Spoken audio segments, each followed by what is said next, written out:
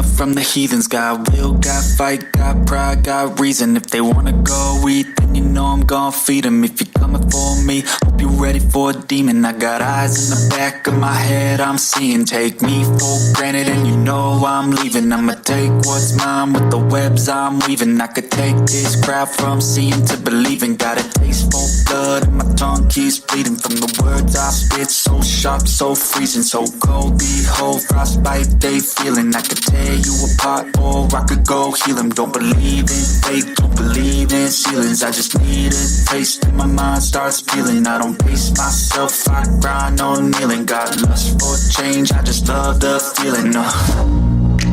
I ain't gonna give up. Got too little time, I'ma live up. Head down, push forward through the tough times. Cause anything worth doing is a tough climb. And I ain't gonna give up. Got too little time, I'ma live up. Head down, push forward through the tough times. Cause anything worth doing is a tough climb. Cause I'ma live life for the fight, yeah, I'm here to get it. I got drive, got sight, always have a vision. I go by at night, I be in my feelings. I'ma be fine, need time, and I'll soon be winning. I live life for the fight, yeah, I'm here to get it. I got drive, got sight, always have a vision. I go by at night, I be in my feelings. I'ma be fine, need time, and I'll soon be winning. I can feel the blood creeping up from the heathens. Got will, got fight, got pride, got reason. If they wanna go eat, then you know I'm gon' feed them. If you're coming for me, hope you're ready for a demon. I can feel the blood creeping up from the heathens. Got will, got fight, got pride, got reason. If they wanna go eat, then you know I'm gon' feed them. If you're coming for me, hope you're ready for a demon. Hey guys, welcome back. Welcome back to Marantz Rantz. Plenty of good information, a little bit of motivation, a whole lot of truth, no financial advice. I'm still waking up. I didn't get my drink yet, so I got to go grab that. I apologize, but I'll be right back, and then we'll be ready to roll. But keep rolling in. You guys are good, and I'll be right back. Peace.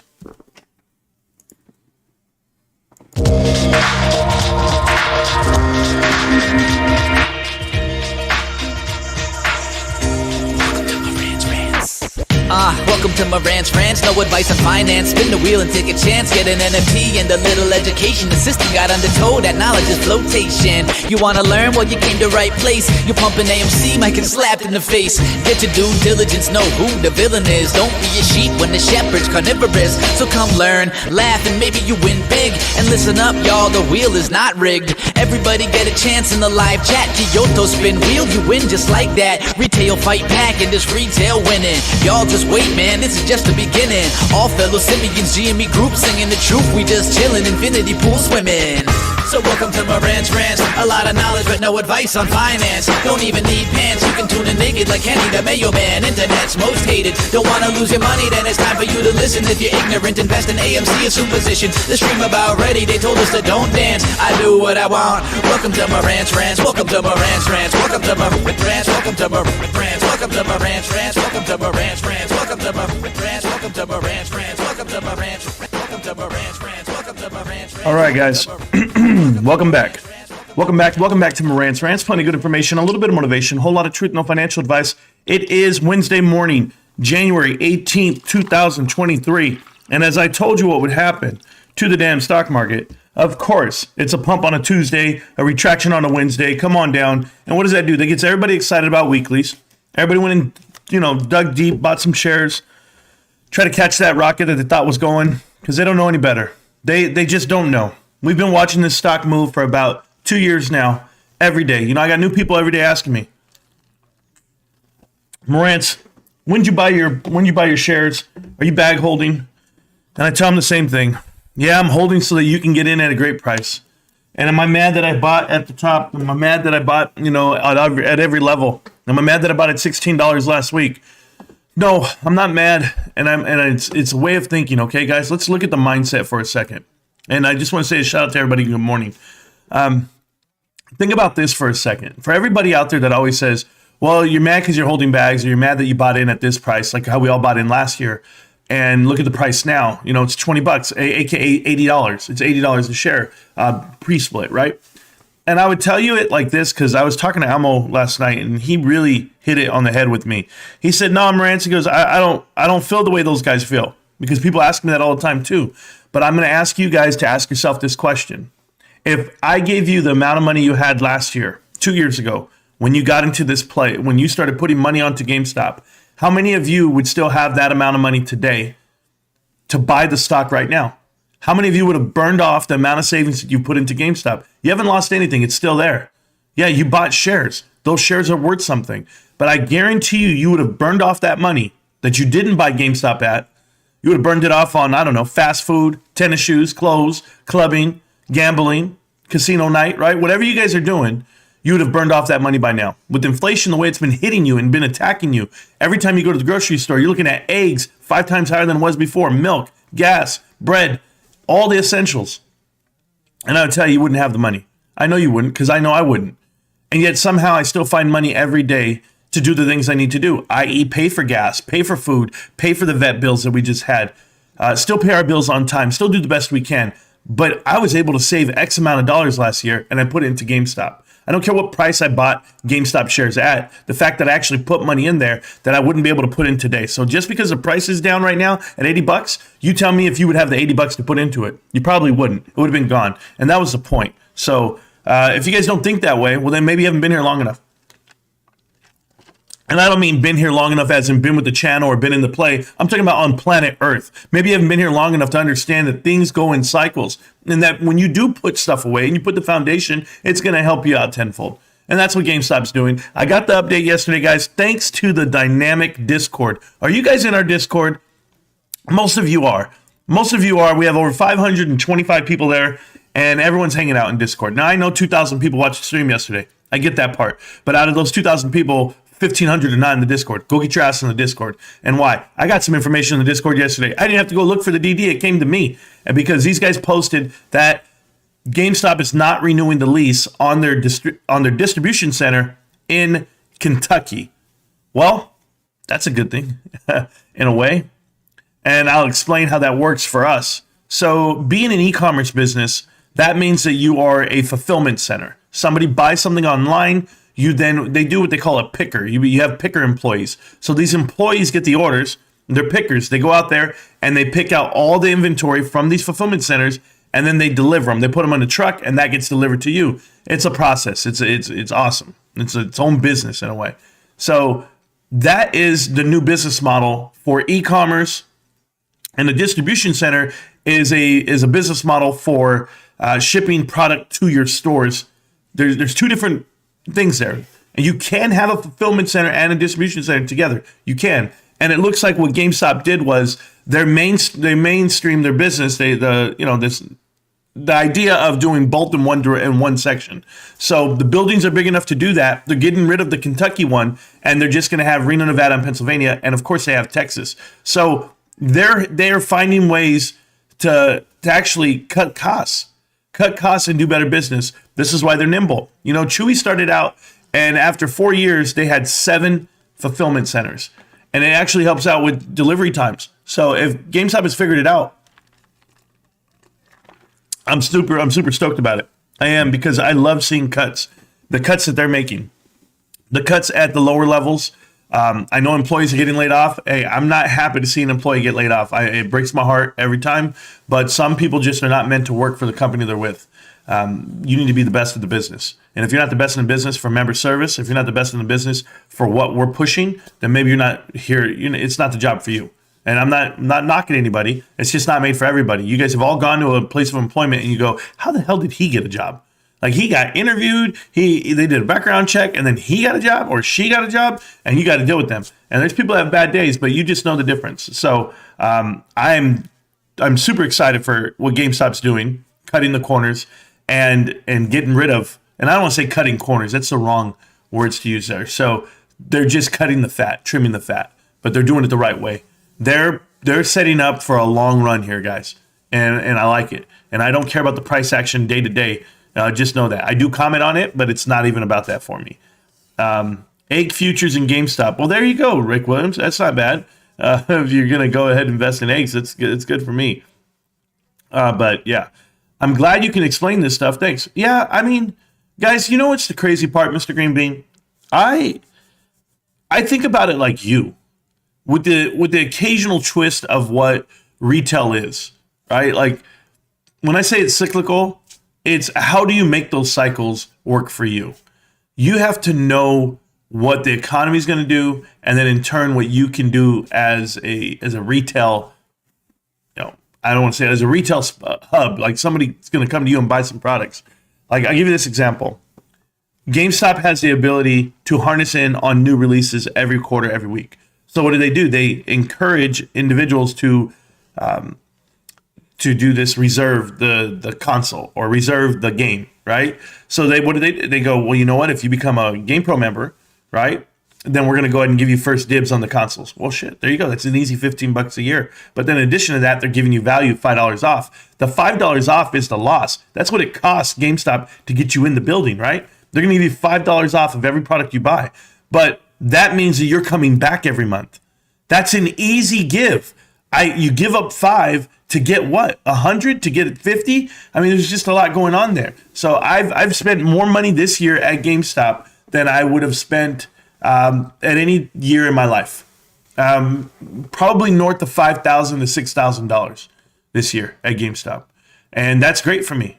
It's a good, and I love it. I feel liberated when I shop because it gives me a good feeling inside, just knowing that I'm doing the best I can for the company. I saw the Oliver's Pop-Up video where he went and did a GameStop review, and he went shopping, and he said they made him a customer for life because of the way they treated his son.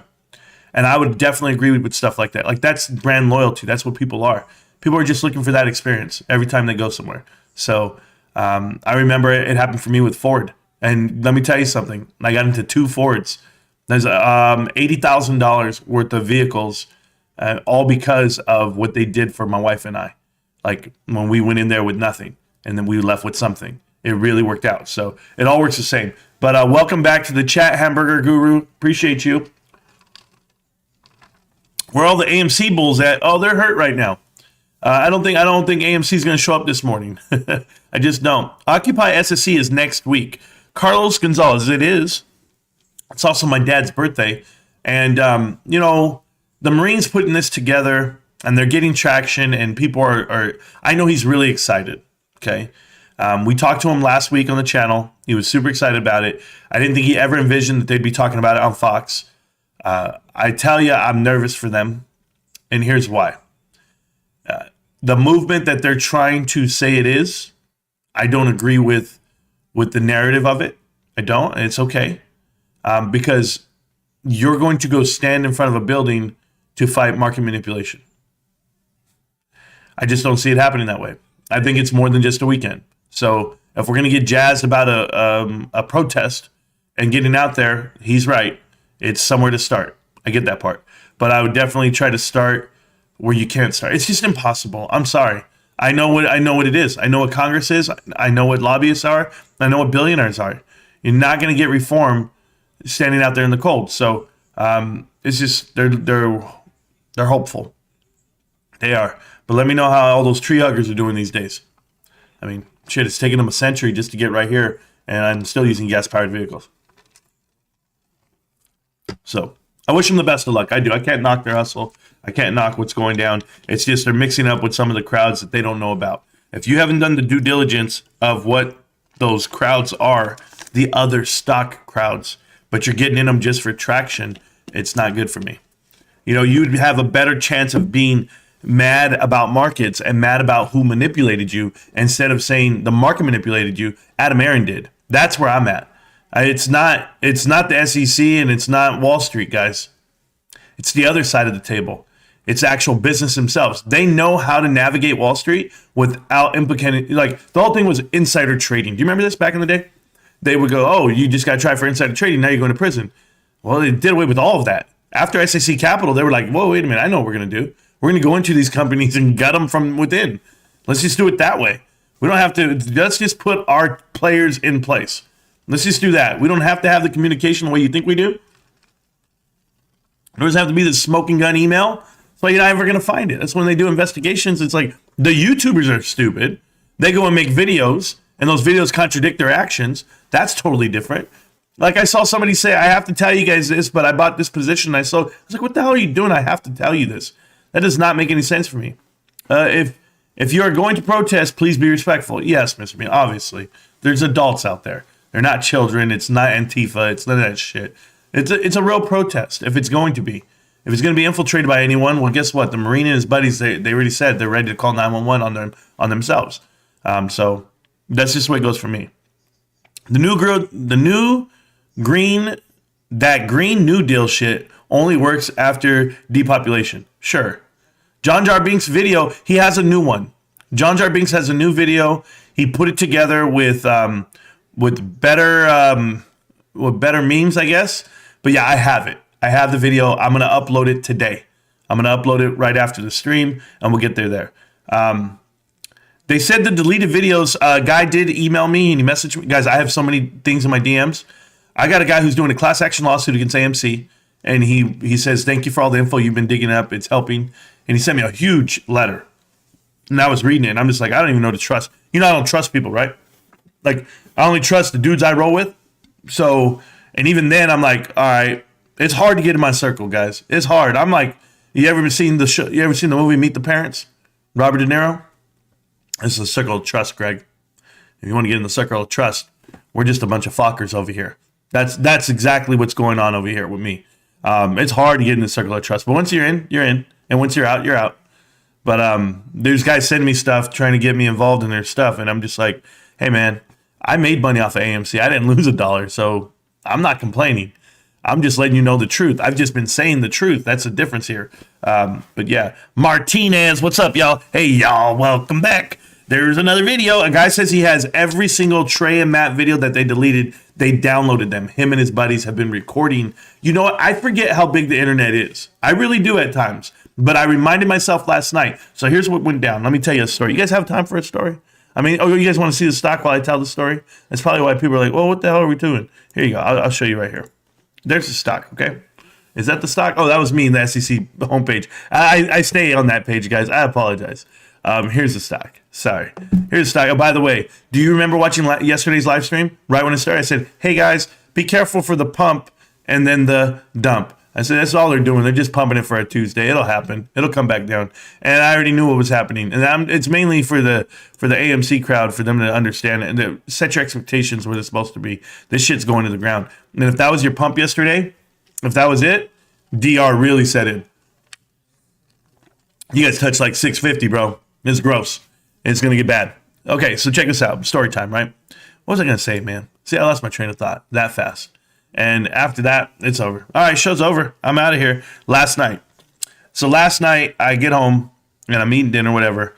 And I say to myself, I want to relax. I'm trying to decompress. It's hard for me because my new schedule is night, day, night, day, night, day. I'm all over the fucking map. Excuse my language. And it's going to be really hard.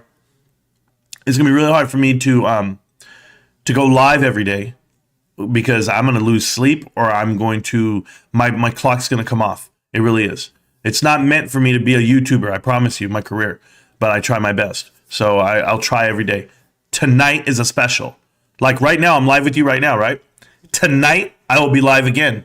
I will be live with the one, the only Tetron Invest. He and I are going to do a collab stream. We're going to talk GameStop. I'm going to try to get into his mind as far as YouTubing and investing, where he's at. I'm going to try to help him out the best I can, but he and I will be hanging out together tonight. So if you guys want to watch that, feel free. If you guys don't know who he is, well, you get the opportunity to meet him, watch him, and then you can subscribe to his channel as well. I've supported that kid from the day he started, and I will. I will, because I agree with the way he does his content, and I agree with his approach to GameStop. So it's cool with me, and he always will be. Genuine. So, wow, right on the screen, right on time, AMC slashes popcorn prices by 50% for National Popcorn Day. That's why the stock went up. Are you guys serious? Is you guys fucking serious? I can't. Oh. So they take a loss, but that means that's why the stock, I mean, come on. I can't even deal with this. Yeah, we'll get him on there, though. Not Ralph. This is Tetron Invest. It's a different guy. His name's Noah. He's a good kid. So, but not Ralph. Yeah. Ralph actually commented on one of the videos last night. So there I was last night, and I said, all right, I want to decompress. I go lay down on the couch. I don't want to bother my wife. She's sleeping. It's all good. So I go lay down on the couch, and I start reading the comments in the videos. I put up 3 videos yesterday. We did a live stream and 2 updates, maybe 3 updates, 2 updates, I think, something like that.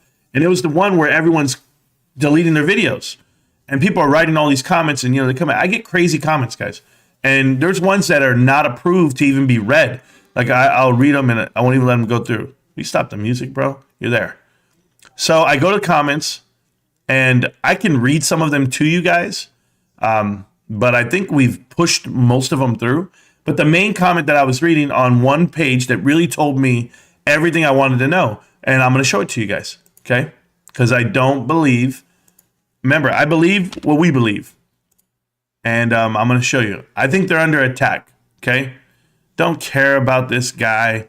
Live stream with Wes Christensen. You guys want to go watch that?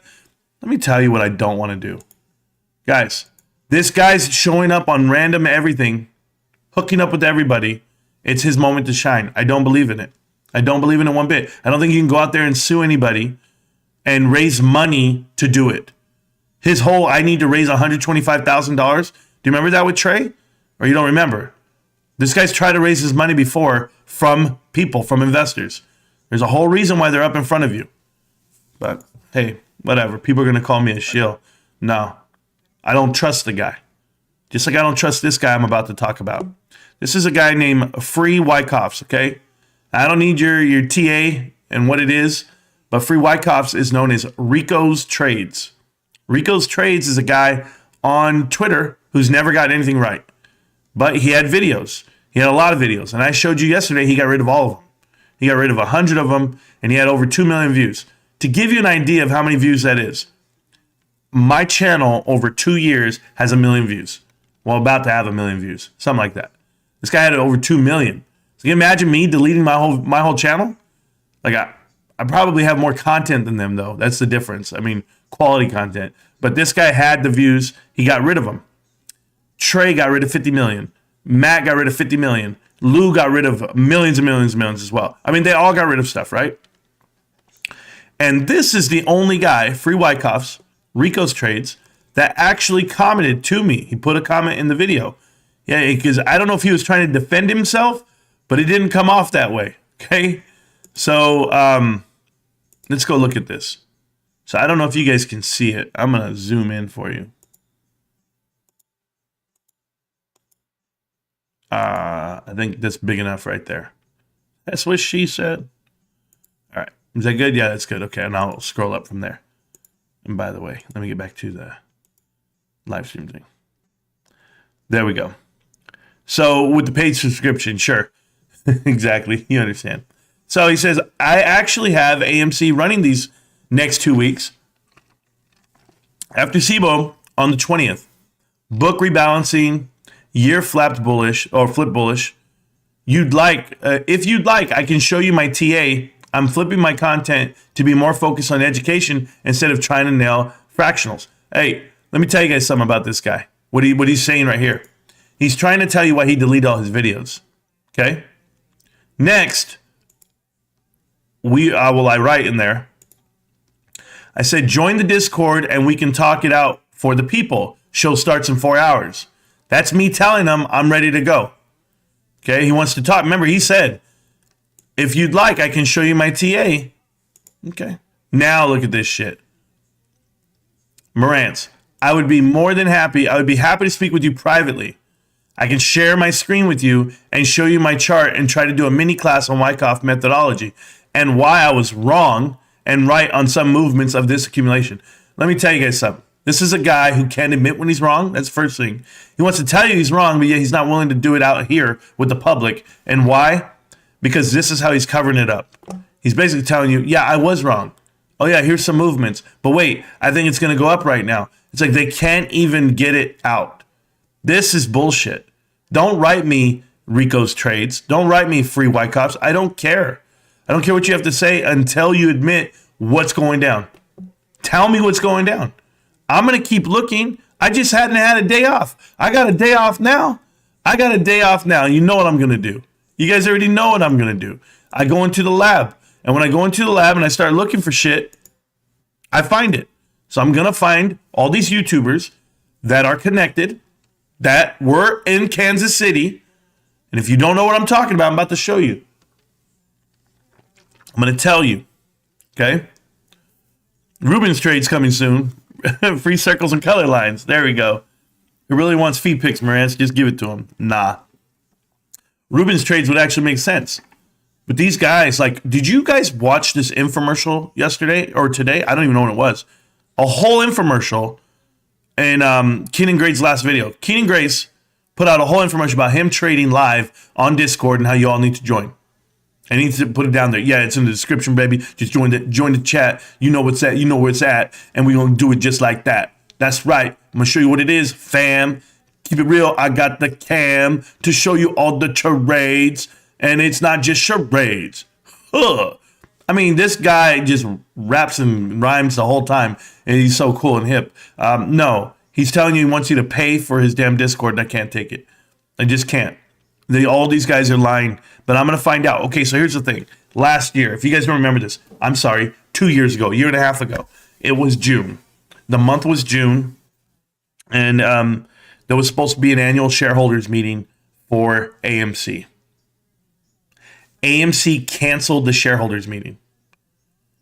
The whole thought process back then, I have to go through my live streams and I have to go through my whole archive. It's hard. I have a lot of videos and I don't remember what was said because we say so much during those hours. I used to live stream like 7 hours a day back then. And so if you had nothing better to do one day, just push play on a video and then like you'll hear it. And it's a lot of impressions, but it's also a lot of, hey, look at what Adam Aaron's doing because he canceled the annual shareholders meeting and allowed the stock to run for that whole month. And then had a meeting at the end of the month. When he had the meeting at the end of the month, it was with, this is what's the crazy part. On the same timeline in August, I believe it was August, if I'm not mistaken, he had trades, TMI, Review Dork, Short the VIX, and you guys know the fifth guy. I don't remember the fifth guy. But, and somebody said his name in here the other day and I couldn't remember. But those five and Matthew Kors. Matthew Kors did not go. And Matt was doing live streams talking about it. No, we didn't go. I'm not going to go, but, they're out there. It's cool. I got invited, but I didn't go, But that's when Matt started separating himself from that crew.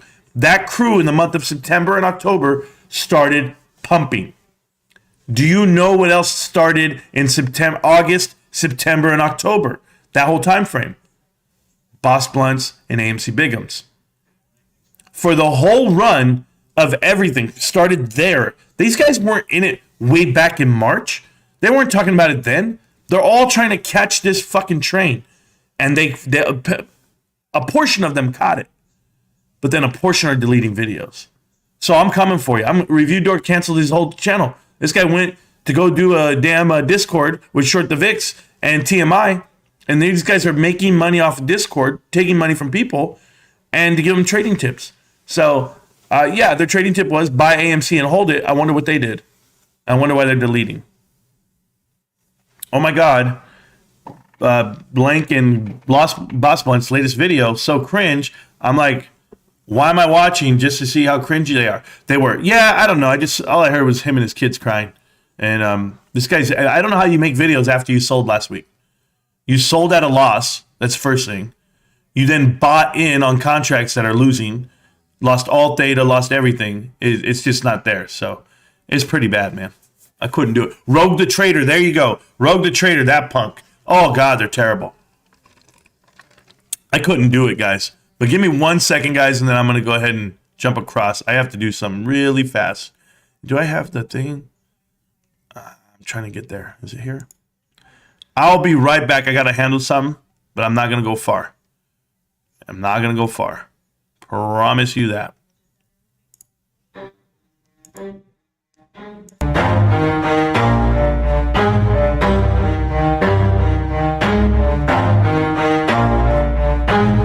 Never stop, forget it if I want it. Gotta make to myself a promise. I won't quit, keep going till I got it. I won't give up till I'm on top. Yo, no, I ain't the type to give up. If I do something, man, I do it till I get what I want. I turn a business out of nothing into something I love. I got a poker face, but honestly, I'm not one to bluff. I flip a switch, never miss, man, I always stay up. Don't let them see you, bitch, always have a plan to stay tough. This life ahead of you ain't easy, it was built to be rough. But that's what makes a personality, is tragedy, bruh. So keep your head on your your shoulders. Now we ain't out here moving rocks. We out here moving boulders. Now we ain't getting posterized. We out here making posters and we ain't got nothing. All right, guys, I'm back. I'm sorry about that. Okay, so I had to go read this number really quick. It just came out, and we're gonna do some DD live. Are you guys cool with that? If you guys are cool with that, I'm cool with it. But let me go ahead and turn off the music really quick so I can concentrate. So the number one thing is GameStop. Well, retail in general. Okay, retail for the month of December. The numbers came out, and they were expected to lose almost 1% in sales. 0.9. They actually lost 1.1, and that means they're going to be down in sales. So if I can do the DD with you guys, then you guys will understand how my mind works, okay? And hopefully you guys understand. You guys see it in real time. Okay, so let's go to GameStop, and let's go figure out what the Q4 earnings, sales will be for GameStop, okay? What's hard is that the 10Q for GameStop last year during the same time frame is the annual review. I don't want the annual. I want the breakdown. Maybe it'll give me the number in that one. Maybe it will. Maybe it won't. We'll go look. Okay. This is always good to read too. This is the annual shareholders meeting. Not shareholders meeting. This is just the year-end numbers. So as I look at it, it'll tell you like everything you need to know. But this is for last year. We had a really good sales number because what people weren't realizing was everything was pumped still through 2021.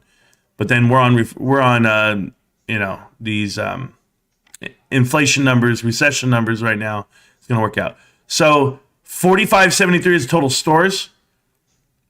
I need to write all this down for me. I already know I have all these numbers somewhere, but I'm working on something in my brain on this. So I just want to tell myself. So 4573. I'm trying to see how proficient we're going to be on the next run. I want to know the next quarter, how many stores we have left after this next quarter, because I know that we're closing them down. I also want to know how much money we make on average per store. So I know we have 3,018 domestic stores, and I expect that number to come down because remember our leases are going to expire this year, like they have been. So there's total stores in Canada, 231, Zealand, all this stuff here. It's the stuff you want. Let's see what else I have. We have the 250 that was granted and pledged to IMX, complete. We strengthened our balancing sheet by eliminating $314 million in total outstanding debt as of fiscal year 2020 and raising $1.6 billion. We still have over $1 billion in cash and cash equivalents. So what that means is on the $1 billion, we've probably spent about 650, I'm just ballparking, $650 billion, right? Or $1 million, I'm sorry, this past year. So if that's what we spent, but yet we have an increase on inventory, we have 2 new fulfillment centers, we have a marketplace, we have a good footing on what we're doing, and then we had to pay FTX, which sucked. We had to pay for that mistake. We had to pay the executives that we've let go and we fired. That's additional amount. But there's just so much that we can look forward to as far as where we spend our money in the bad spots and how we can fix that. We're not perfect. This investment is not perfect, but they have been transitioning to get better every quarter. And I love it. So it's going to happen. And when it does happen, guys, it's going to happen quick. It's going to happen quick. When you see it, you'll know it. And earnings will come out. The news will come out. People will come running. And when it does, you're going to be like, shit, man, we've been holding for 3.5 years, 2 years.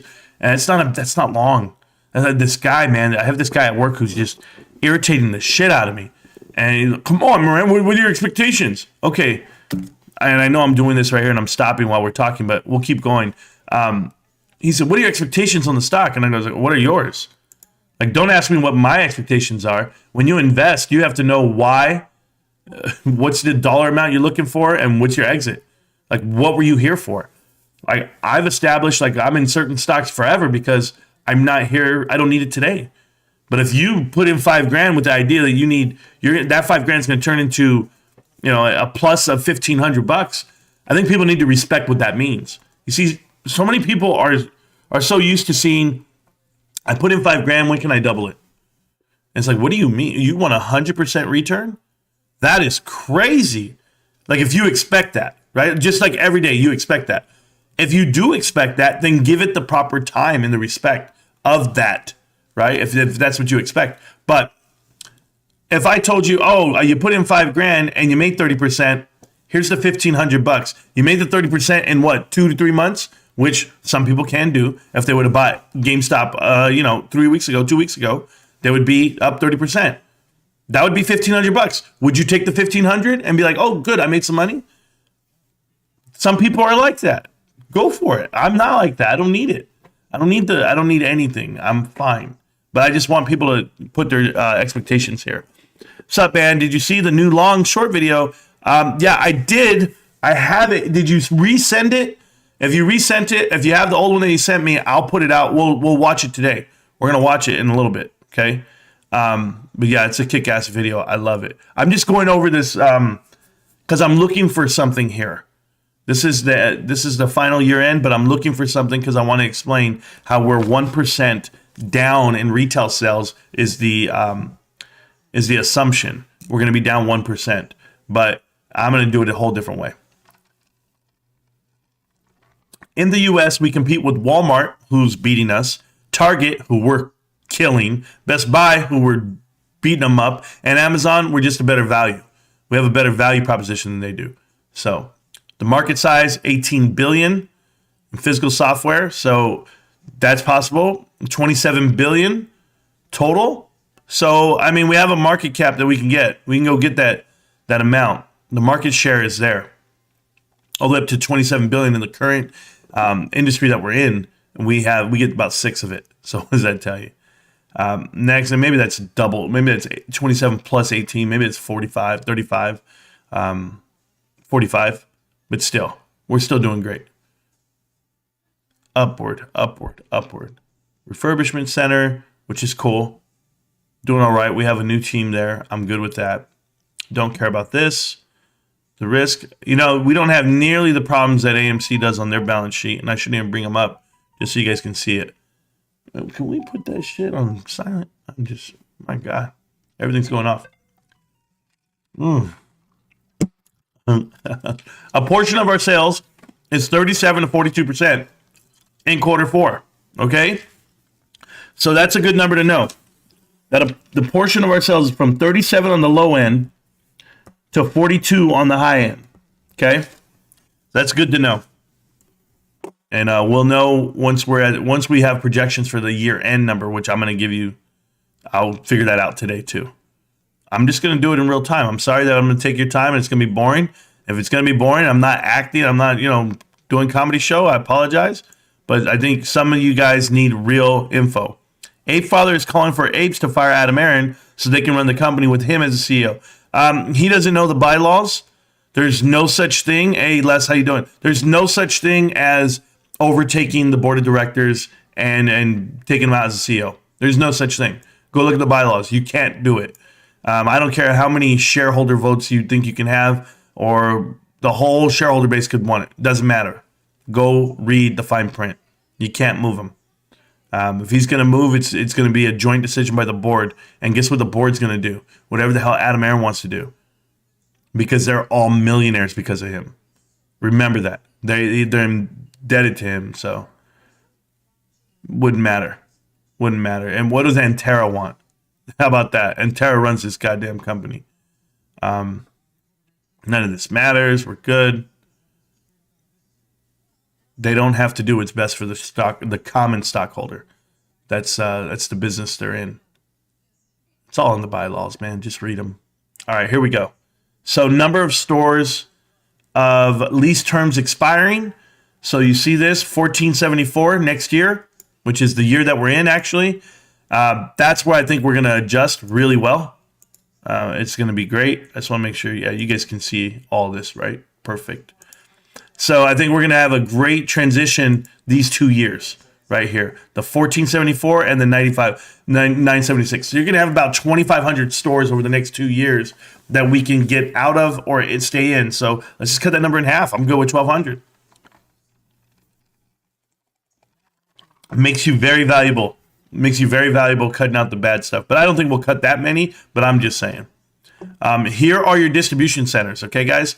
This is distribution, administrative, and manufacturing, whatever it may be. So, and Grapevine has square footage of 426 and 182, and they actually lease those buildings. They own the one in Italy. They lease the one in Australia, Canada. But here is the one in Shepherdsville, the one they're getting rid of. They leased it. It's 631,000 square feet. They have, if they're going to lease that one in the middle of the country and get rid of it, it's because you want to be on the outskirts of the country. And why? That's where the ports are. Ports are closer to there. I would always want to be on the outside of the U.S. If you're going to be importing things, why would you want to import it all the way to Kentucky? That's a bad placement, but that's previous leadership. It's tough to get to Texas, but Texas even has a port, and that's okay. So Pennsylvania and Reno, pretty good for the sizes they are, and I think they got really good pricing considering they did it before the rates went up. They were doing it last year, and I think they probably got a really good rate. Really good rate. They bought it, and they bought these in 2021, so they didn't get them in 2022. That's the best part about it. So if your lease is up now, look at the rates for everything right now. Why would you renew your lease? No way. They got free land basically in Pennsylvania and Nevada. And from what I know, as far as the licensing and what's for it to be like sustainability and compliance, it's cheap to run your spot in Pennsylvania and Nevada. Just like it's cheap to run a business in Florida. That's why people go for numerous reasons, tax reasons. So I think those are the better fits. I think Kentucky is a great fit to get rid of. So that's what they're doing. So just so you guys are aware of why they're doing it, this is a good sheet to look at. We can go down. This is our performance. I believe this is our performance, right? Yeah. So we've been below at times, well below, and then we went so sky high. And our stock performance is indicative of this is if we've never got a split or anything dilution, the original stockholder type style. But what a great damn stock to be way up here on value versus where it's at today. It's out working a lot of things. Let's see. GME, yeah, 1600. But you guys got to know the origins of that number. It's way back when. Fiscal period, total numbers of shares. You good? I don't care. Don't care about any of that stuff. This is store number right here. Yeah, total stores. We reduced our total stores by 243 last year. I want to know what we reduced it by this year. That'd be a good find. Let me write that down too. I write all this stuff down. So we reduced it by 243 last year. I wonder what our pace is this year, considering we've been cutting since quarter 3 to quarter 4. But I want to know the answer, and that's what I'm looking at. Like this is all for my earnings report coming out in March. I start prepping now so that we know where we're headed. Okay, perfect. So 37 to 42, 37 to 42% is what we did quarter 4 gross profit. So our gross profit last year for the whole year was at $1.3 billion, but we had SG&A expense, we had impairment charges, and we had an operating loss because of that of $368 million, plus interest and expense. You're looking at $395. Then you minus that by the tax benefit that we have, a net loss of $381. Okay, so $381 million was loss. If you look at 2020, we lost $215 million. Okay. And that's with everything shutting down. We had no money coming in. Essentially, the cost of sales was minimal. But remember, cost of sales increases the more money you make. But what is the percentage of sales is what you should be looking at. It costs more to do business. It costs you about 2% more on sales. So we have to look at that number too. If we're going to be having, if we have a great margin for a penny business, we should be coming down from that 70 number all the way. Okay, and just letting you guys know. But we'll see how it goes. We will. We're $1 billion less in 2020. That's because all the stores were closed. That was e-commerce only, essentially. It was very tough. But that's why your SG&A was down, because no stores were open. So cool. Still lost $250 million. Should we have lost $250 million? Ideally, no. Impairment charges were 15. million dollars, but we know that impairment charges in 2019 were $300 million. In 2018, I think it was like $960 million. Yeah, that's people shorting your stock. That's what happens. So, collectibles, hardware. These are all fiscal year numbers. I don't care about the fiscal year numbers. I want to know the quarterly numbers. So I'm going to have to dig deep into this damn thing to find the quarterly number. I know that it's probably down in the bottom, but I'll keep going until I get there because I don't care. I'm going to use this time to do my research, and I'll just hang out with you guys. How's the stock doing, by the way, while we're here? Just so you guys see it real quick. Doing great. $20. AMC $5.57. GameStop $20.68. That's not a bad number. That's $82, guys. $82 and some change. I would love to buy it at these prices. I'm just a little tied up right now. Till Friday. We'll be okay. Cash used and provided operating activities. So they use cash, and increase in cash and cash equivalents, $684 million, which was great. If you see our cash flows for the previous year, we still had a cash flow positive of $121 million. That's without the stores being open. We had cash flow positive 684.9, but that's because we did an offering, right? We did a at the market offering of the shares. So people will tell you, well, what are they really making, or what's the real cash burn?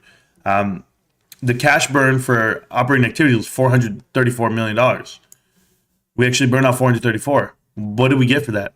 We got like an increase of $400 million on inventory. That's true.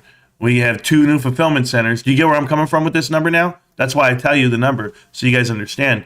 They didn't lose anything operating during the pandemic because the stores were closed. So we'll get back to that. We'll get back to that because we're going to make sure that the stores we keep open are the ones that make us money. It's like hiding your hand. It's all they're doing. They refuse to show you. I'm going to give you the example. Facebook and Chewy. Okay? Facebook could have made a profit off of what they were doing a decade before they ever did it. Well, 5 years before they ever did it. But when they went public and they did it right, they became $1 trillion company. Chewy.com could have made money the whole way through. But instead, they worked on the infrastructure of the business, the logistics, the buildings, the infrastructure of what it is, the people, the culture that they built. They did all of that for many years before they went and got their payday of $3.5 billion off of $10 million original investment. So everybody has the right business plan on how to make money. And if you just stop trying to rush to the table, then you're gonna make this money. So treat this like the best, startup SPAC company ever, because that's what you can view GameStop as, and it's that great. All right, I'm still reading, guys. I know what numbers I'm looking for, but we'll get there. I'm in no rush to get there. Because if I see something that catches my eye, I'm going to go get it. That was weird. What did it say? Net asset? No, we're good. We're fine. All right. I can always check the chat every now and then because I know you guys are here and I apologize. All right. We're all still working, yes? What a bull trap. It's going down. But I said that yesterday, Lynn. I told everybody not to touch it. We knew what it was. I'm happy you guys didn't. What up, guys? We're talking about. Just got here. What stock we talking about? This is all GameStop, babe. All GameStop. I'm writing down some stuff, notes that we need to go over. And this is for the earnings themselves. And now here's your assets and your balance sheet from January to January. Okay. Cash equivalents 1.2. We increased 700, which was great. And let's see what we have here. Restricted cash, don't care about that. Right there. Merchandise inventory levels. We're at $300 million higher. $300 million higher year over year. That's what I'm talking about. So $300 million versus what you actually paid for your stuff, right? So that's why we look great. And if people knew people only knew. The operating loss. So we actually, cost to do business was $600 million. We came in at 586, which is a great number. You're down. That's $80 million on our swing this way. So better business, running a little bit better. Okay. And we're $1 billion increased on assets, which is cool. Liabilities is a little tricky for me. Because they're paying for stuff and I just don't know exactly what they're paying for sometimes. Okay. I just had deja vu right now. Am I going to get a phone call right now? It's going to change my life?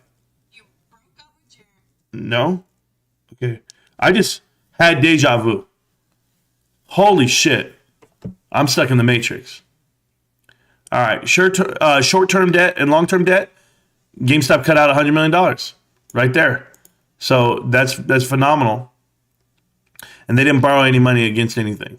So offset it all. And we look like we're in the right direction on total liabilities, over $140 million decreased in total liabilities. And that's operating lease liabilities right here. That helped out, $60 million down on that, which is great. And the long-term debt shrank from 216 to 40 million. Awesome. That's that French loan that we had during COVID. Doesn't have to be paid back until like 2029. I don't know when it is, but never. And it holds like less than 1% interest. So that's why they're in no rush to pay it. Okay. Let's go down to the next line. These are the last 3 years. So this 1 year over here, 2019, is where everybody got excited and everybody tried to attack GameStop and cripple the stock because of 2018. Remember, they've been shorting this stock since 2018.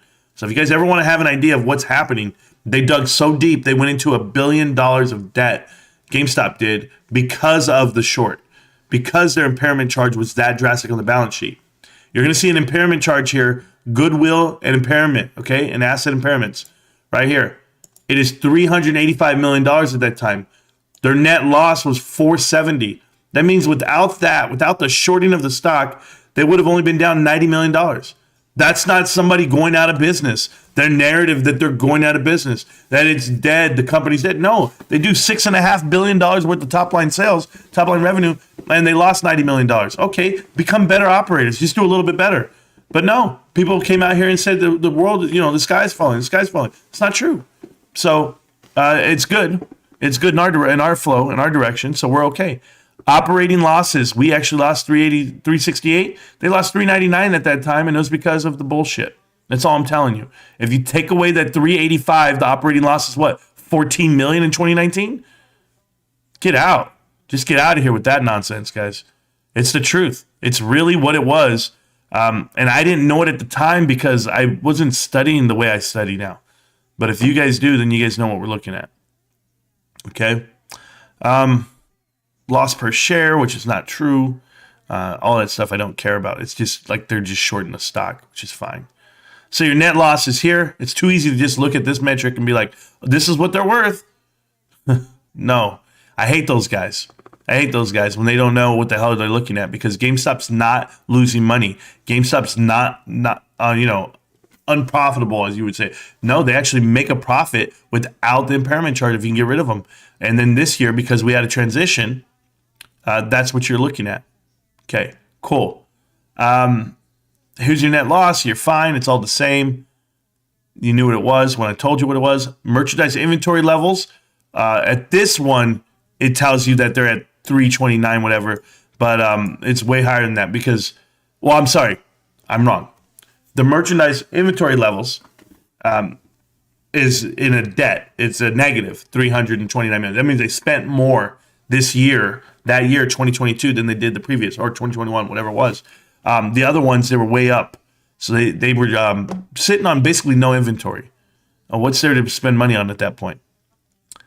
But that's why we looked so upside down. But it's cool. Let me see what else I want to look at here. Net cash flows. So net cash flows is negative $400 million. It's right here. This is the reason why. Right here. Accounts payable and acquired liabilities. I don't know what the hell they were doing to get $800 million in the hole there, but that's why they had the $414 million on negative cash flow. And we had negative cash flow here, but I'm telling you what it is. attributed to. It's this one right here. It's the actual inventory levels. If you saw during COVID, they had a positive cash flow of 123. So no one was going out of business. No bullshit you see in articles where all these guys are telling you this company doesn't make money and it's a dead business model. No, none of that is true. Just want you to know that, because I'm done with their nonsense. And then net cash flows provided by after are being used in. Yeah, so they actually 1.2 billion because of the share offering that we did. Cool. 1 second. How many shares do you have to own to be in the Discord? Eric Johns, 0. You just come and show up. It's free. The Discord's free. There's nothing you have to do. Somebody says waiting to buy back in at $15. Yeah, no problem, dude. All right, we'll keep going. My boy Marantz, I'm here working while Marantz has quitted his job and now staying at home awaiting GME squeeze, which will never happen. Well, I don't think you have to use the word quitted, but you're here working. Goat, what do you think I'm doing? I've been working a lot longer than you could ever imagine. Dude, these guys don't get it, man. You know, every night, I'll talk to Almo on my last lunch break or whatever, my last little break. California, I get 2 15s and a 30. And I work 9 to 10 hours a day on average. Some days are very special where I work 10 to 12. But if you don't think I'm working, if you don't think I'm grinding, man, I don't know what to tell you guys. I don't know what to tell you. I don't have to prove it. I literally am out here doing all the homework while you're sitting there watching. While you're at work watching, I'm the one working right here in front of you. Goodness gracious. All right, so 37% is what I read, right? Okay, good. I'm going on the low end because we're in a recession. Land. We got some land. Buildings, lease improvements. Yeah, they cost stuff. We get that part. No, we're fine there. Depreciation. Yeah, we're fine. Look at the net. We came down $40 million. Great. On, watch this right here. On March 4th, 2019, remember, we were getting attacked. Our board of directors approved a new share repurchase authorization, allowing our management team to repurchase up to $300 million of Class A stock with no expiration date. We have since purchased 37 million shares, 38 million shares, I apologize, of Class A stock, totaling almost $200 million at an average price of $5 per share. We did not repurchase shares during fiscal year 2021 or 2020. As of 2022, we have $101 million remaining under the repurchase authorization. Meaning, if that stock price comes down to $5, like everybody says it can come down to, or it will, GameStop's going to hit that shit. We have no problem buying out another $100 million worth of shares. And that's awesome. It's awesome buying it back. That shows that you believe in your company. You'll never see AMC do that. Never, never, never. So we actually are protecting ourselves with that option there, and it never expires. So that's the greatest thing ever, guys. Just remember that. It's there. We can do it. We will do it. And you just let me know. Now, another thing. Goodwill. Goodwill represents the excess purchase price over tangible net assets and identifiable intangible assets acquired. Intangible assets are recorded apart from goodwill if aside from the contractual right and are capable of being separated from the entity and sold, transferred, licensed, rented, or exchanged individually. If you look right here, we recognize goodwill impairment charges of $363.9 million in fiscal year 2019. So it's a decline primarily due to a decline in our market capitalization. Because the stock price came down, they had to pay that fee. And I don't mean pay the fee, it just reflects on the balance sheet. So that's why you can't show your shareholders. You can't show a profit when you're showing a decline in goodwill. We have no remaining goodwill. As a result of the goodwill impairment charge, we have no remaining goodwill. Thank you. So, what does that mean? It means we got to get our share price up. Well, are we over that? We're over it now. We're doing really good.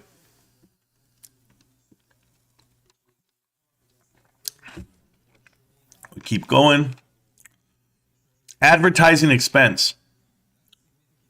We expense advertising costs for television, print, digital advertising, and other media when advertising takes place. Advertising expenses for fiscal year 2021, 2020, 2019, well, 21, 20, and 19, total $93 million. 54.8, 58.4, and 66.7. I don't like the number of $93 million. I'm going to be honest with you.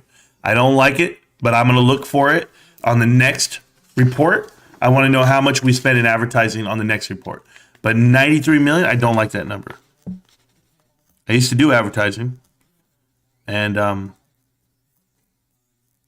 I guess it depends on what you get for it, right? The ROI on that, I don't know. But hey, 96 million for the year. I wonder if all those Google ads are worth it. They probably know. We'll figure it out. Transaction gains, SG&I, or SG&A. I'm so sorry. Oh. Crazy how some don't believe we are regular people with jobs and families. Almo knows I have a regular job. I'll be right there. I'll be like, hey, man, I got to go handle something. Get back to work. I'll buy some shares of GameStop at $10. Yeah, that's fine. Well, you put the work in, they watch TMI. Yeah, that's too much, man, for me. Yeah, that's going to happen, guys. Oh, man, these guys are back every day. I guess it's time to dollar cost average, Marantz.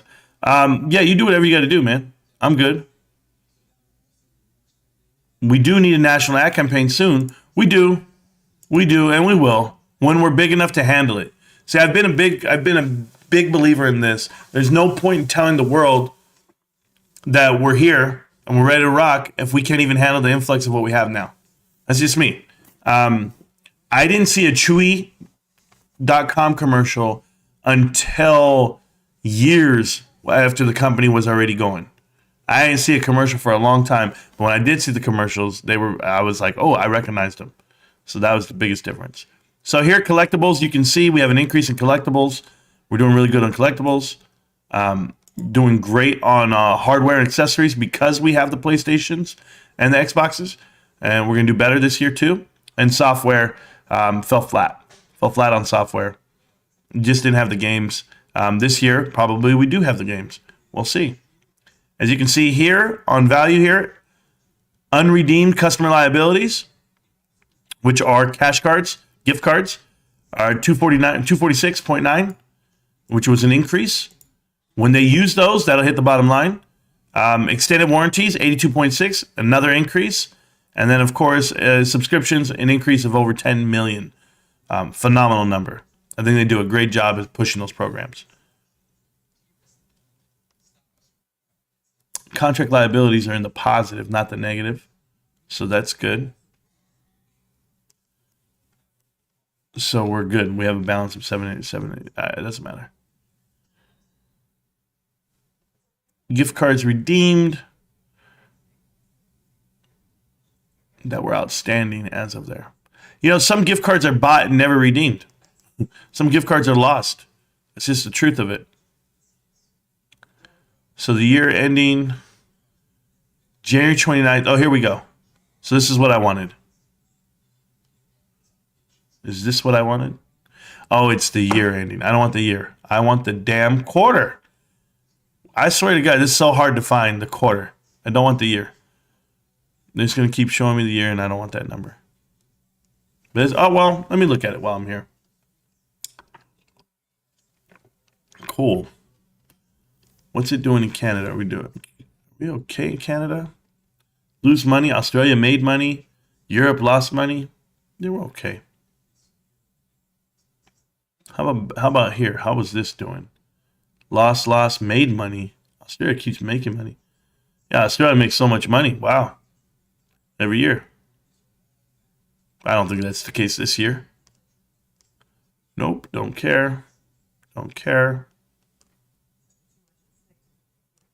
Leases. We sold in separate unrelated transactions to unaffiliated third parties our corporate headquarters ancillary office space in Grapevine, Texas for $28.5 million net cost of sale. Nearby refurbishment center, 15.2. Okay. So he's telling me some bullshit on leases. That doesn't matter to me. Operating lease costs, that came down. $30 million. Total rent expense came down $30 million. Good number. We can keep bringing that number down. It'll keep going, which I'm happy for. So this is part of the operating leases and how much we pay. So 2022, we got to pay $244, $145, $98, $65, $42, $69. So these are the balances that we have to pay each year as they come on. So I'm telling you guys, this is what's going to hit on our balance sheet come up this year. We're going to have a decrease of $100 million in rent already. That's already built into the lease agreements. We're going to have a decrease of an additional $50 million. Decrease of an additional $30 million. It keeps coming down. If we keep the buildings that we want, then those numbers will come up. But for now, nah. You're doing great. You're doing great. It's going to be this year that we get to pick if we want to get rid of something or keep it. And they're already getting rid of one of their fulfillment centers. Or distribution centers, I'm sorry. That's already huge.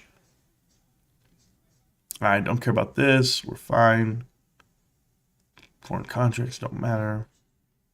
Compensation package does not matter. Remember, we're still paying for Jenna Owens and Mike Cupio. Crazy asses. And that was on the bottom line this year that we had to pay. So, and our CFO, Diana, I call her DJ, she took the position, but they just basically gave her that spot. They didn't fill it with another person. She took the responsibilities of 2 spots and paid her. So people are doing more with less, and I like it. I like it. Employee benefits came down. We have less employees. Did very well there. I don't like this other thing here. Other acquired liabilities. Like, I don't know what that means. And I want it like broken down in detail, and they never want to tell me. So, yeah, they never want to tell me. It's cool. I have to figure it out. I have to keep reading. I have to keep going deep in there, bro.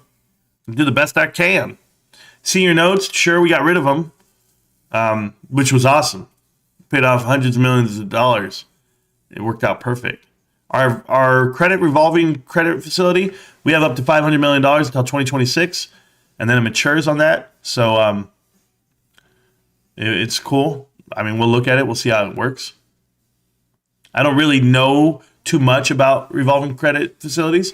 Don't really understand the mechanisms too much, like how they use them and what's the benefit. I'm not going to lie to you. I don't know. I don't know enough to where I have to go study that part. And I know I will, and I'll come out of it a better man.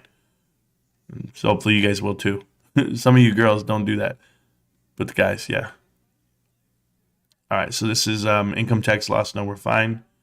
I don't care about the taxes too much. I mean, it matters, but it's all there. Fine. Nope, it's not the numbers I'm looking for. I'm looking for a certain number. But I usually only get the number from the damn earnings call itself whenever I hear it. Because they never want to give it to me in this annual 10K. Which they should. Which I technically could get it if I subtract it from the quarter 3 to here. But I could have did that already. But I'm still here with you guys. Which I don't care. I keep saying that. I'm like, I don't care. I'm here. I keep saying it. I don't know why I keep saying it. Because I don't care. No, joking. Stock options are there. We're fine. I know what it is. 3 years, vested versus non-vested. I wish other companies would do it this way. So non-vested shares, 3 million shares. Vested shares, 2.7. But people aren't. They forfeited 250,000. Good. At the value of $42.30. That's awesome. We granted people shares with the average of 1.11767. Yeah, but no one's going to sell right now. It's shorted. I'm good with that. All right, here we go. RSUs, PSUs, trying to explain it to people. Bros, we're getting down at the bottom. We're doing good. The number's not here. I'm going to have to go look it up a different way now. Sucks for me. Inventory reserve. But at least I got some information I wanted. I could go more in depth in here, but there's the employment of them. Cool. It's not the report I wanted. Oh well, went over that. I'll have to look it up a different way some other day. I'm not gonna get distracted. I already am. Here's GameStop creeping back up. Let's go. Hey, they move the same. I'm sorry. Hey, listen. Yeah, Marantz, he's like, he's gonna be called Marianne. He's Marianne. You know, he calls me Thelma. He's gonna be Marianne. I didn't like it. I didn't like you calling me Marianne. Yeah. My name's Richie. Richie, suck on the big pastarani. You know. Hey, what are you gonna do about it? But you know, Marantz, they move the same. Look, I'm sorry to tell you, but they move the same. Maybe he missed the fucking video. Maybe he just didn't pay attention. Like a lot of people don't. Whenever they see headlines, oh yeah? I'm like, did you watch the video? Like somebody said that on the Bed Bath & Beyond video. They were like, now you're pumping Bed Bath & Beyond, bro? And then somebody said, did you watch the video? I literally go like this. Yeah, this is not something I'd buy. Do not touch it. Walk away. Run away. Guys. But yeah. Bada bing. Bada boom. Hey. What do you know? You know, you guys just don't get it. I'm here, I tell you. No. Pretty decent day. I guess it is, man. We're going to watch a video right now. Passing Grapevine, Texas on the way to get a unit. Awesome, bro. I think GME sponsored PC build on Linus Tech Tips would be fire. I guess. Marantz, did you learn your methodology on analyzing a company? It's impressive. Where did you learn your analyzing a company? It's different, Paulo. It just depends. Like if I understand the business, it all came from my boss. My boss gave me this prospectus from 1983 for Sam's Club. And he goes, hey, I want you to read into this and why Sam's Club is so successful. And I was like, okay. He's like, and what can we take from that, you know? He gave me the whole pack, dude. I've been talking about, because it's not online. It's not like that. It was a printout. It was like this big Bible-looking thing. And I was just like reading into it. He's like, what do you think about this? I read in it. It took me 2 days to really read it and understand it. I had it printed out. I don't know where it is. I had it here. I don't know what I did with it. You know, I go through so much shit. Yeah, I don't know what I did with it, man. I had it. I was reading that damn thing. I was like taking bits and pieces out of it. I'm trying to figure out, and I learned a lot. You learn a lot, but no, I got it from Warren Buffett. I'll be real with you.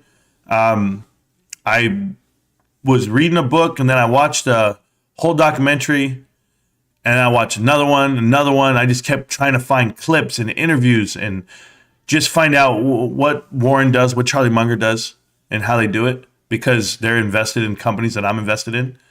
And I was like, okay, how do they evaluate companies? Like, how do they pick them? And what's the philosophy behind it? And that's how I look at it. You find value companies that you can invest in beyond macroeconomics. So it does not matter what happens with the economy. This company's going to thrive. Doesn't matter what happens with the economy. Coke is Coke, right? So that's it. That's how I look at it. So when I start breaking down number by number, I start thinking about, like, if I were in charge, that's what I do at work. I'm the operations guy. I'm the balance of the sheets guy. Like, I do all the mathematics, and in addition to the programs, in addition to compliance, sustainability, HR, all of that, I do all of that. So I'm thinking to myself, how can I stay on point when evaluating my business that I want to invest in? That's how all the people around me are they're great investors. They're smart because they know how to run a business, and they're looking at it with that scope, with that viewpoint. So that's just the difference. If you're ever in the business of doing that, like I'm in the business of retail. I'm in the business of people. This is how I can read people. This is why I see Adam Aaron coming out with bullshit, and I'm just like, from a company standpoint, how do you implement 10 things every shareholder meeting?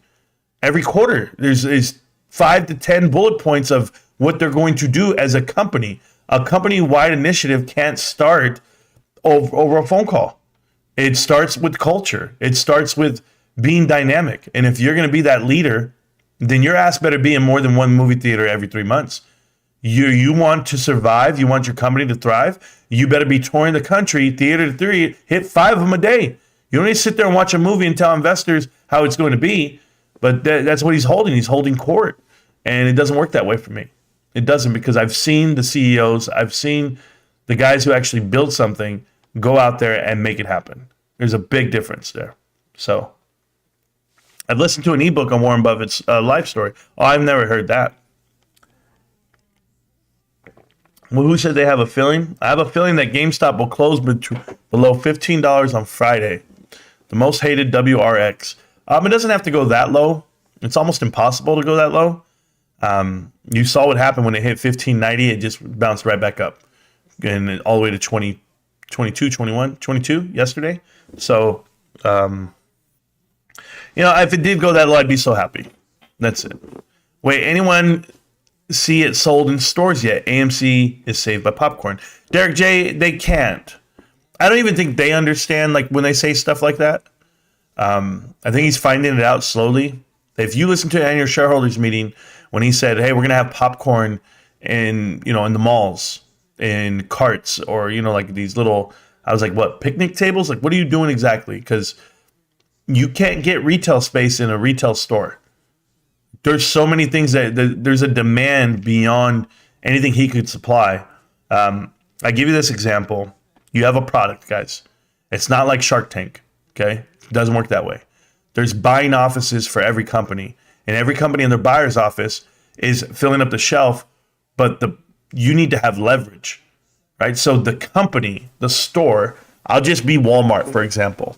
I'm Walmart, and I want to put a product on the shelf, but I already have X, Y, and Z company that pays me a premium to put the product on an end cap or even on the shelf in general, and the margin is around 15 to 20% of profit. So maybe in Walmart's case, it's even smaller since they have such a huge influx in population and foot traffic. So their margin might be 10 to 13%. At what point are you going to make a profit? You, the distributor of the popcorn. Well, you have to produce it.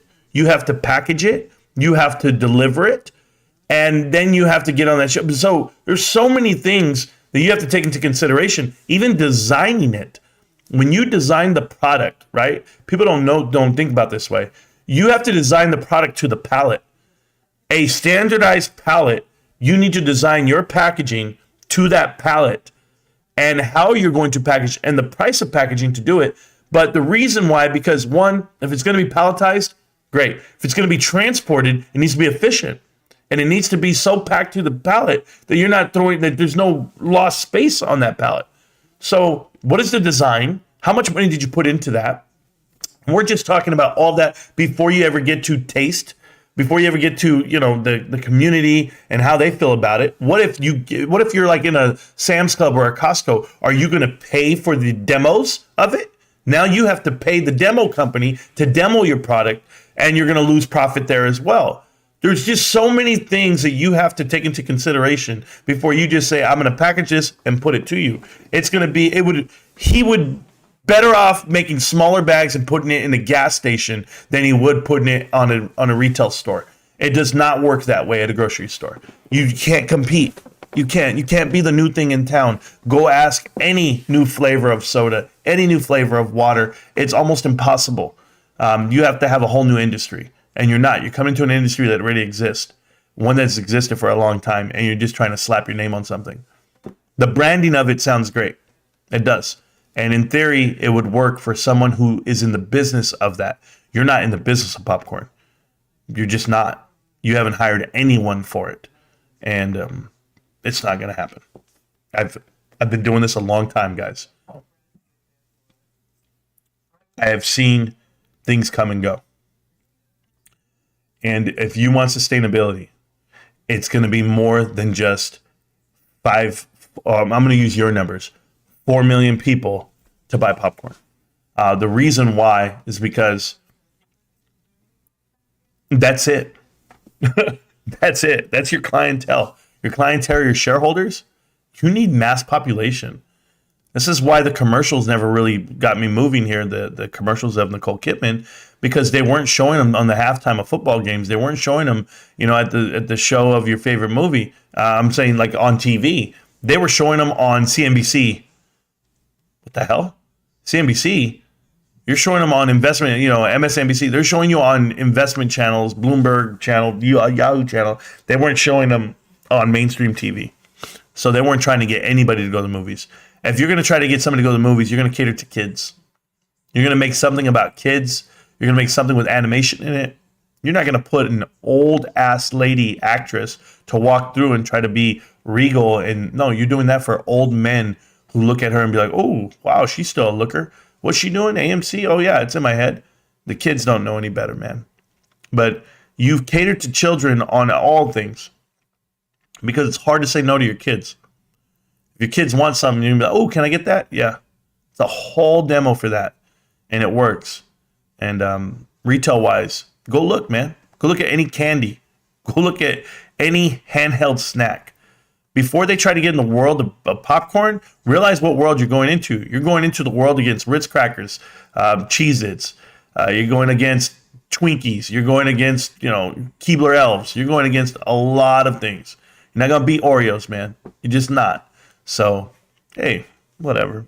What do I know? I'm just sitting here.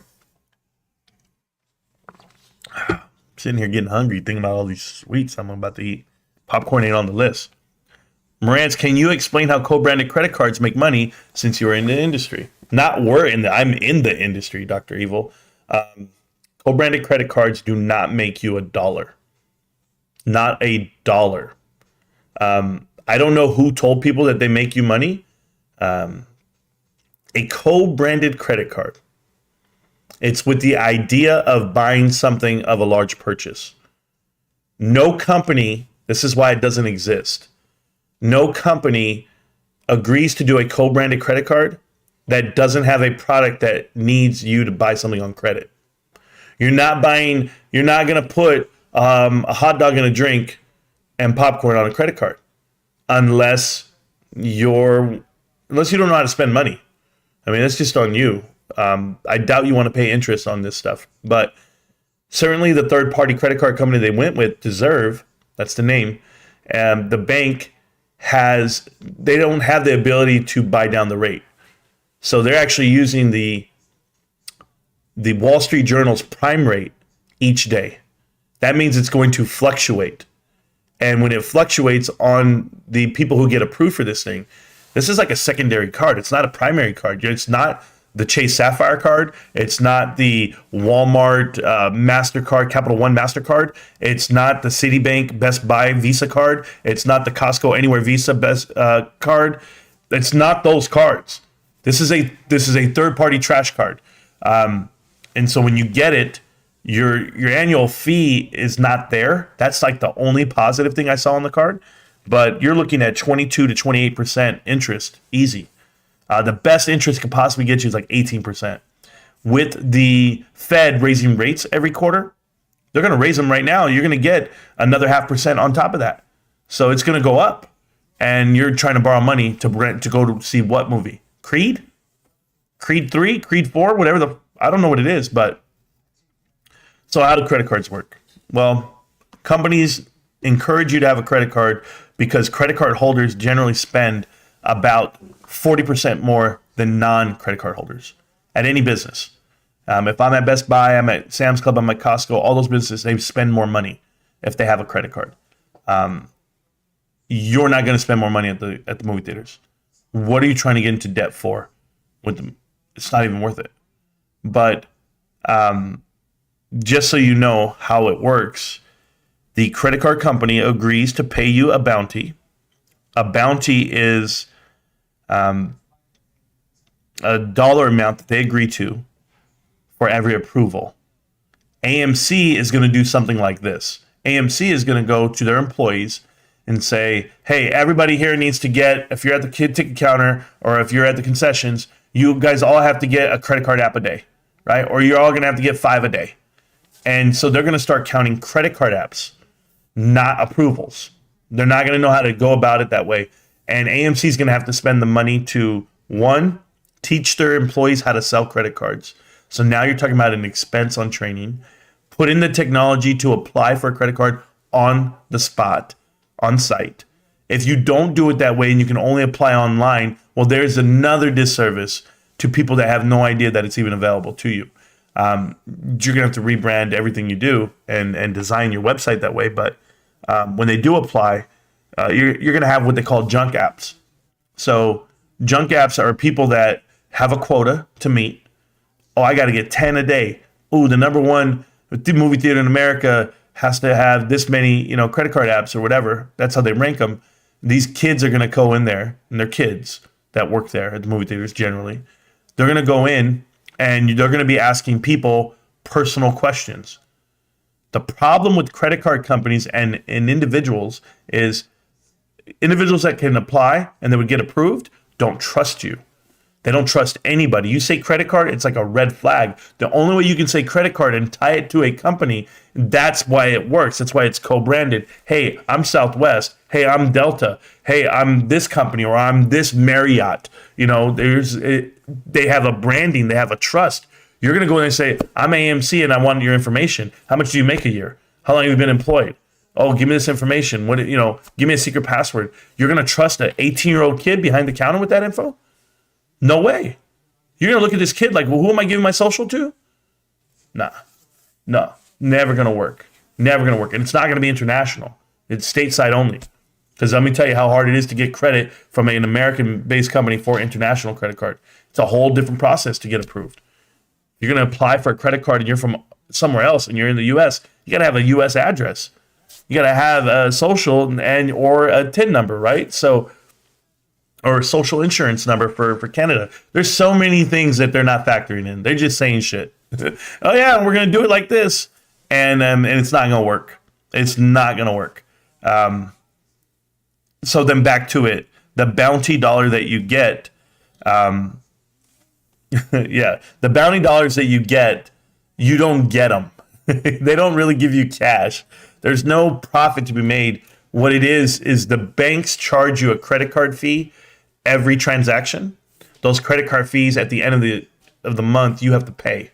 They offset the credit card fees with the bounty dollars that you have. So if your establishment got X amount of bounties, they're going to give you a $2,000 voucher basically on your bill, and it's going to come off of that bill. So it offsets your credit card bills, your credit card charges. That's it. There is no money.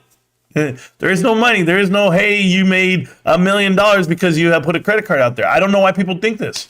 There's nothing. Credit card companies wouldn't be doing that.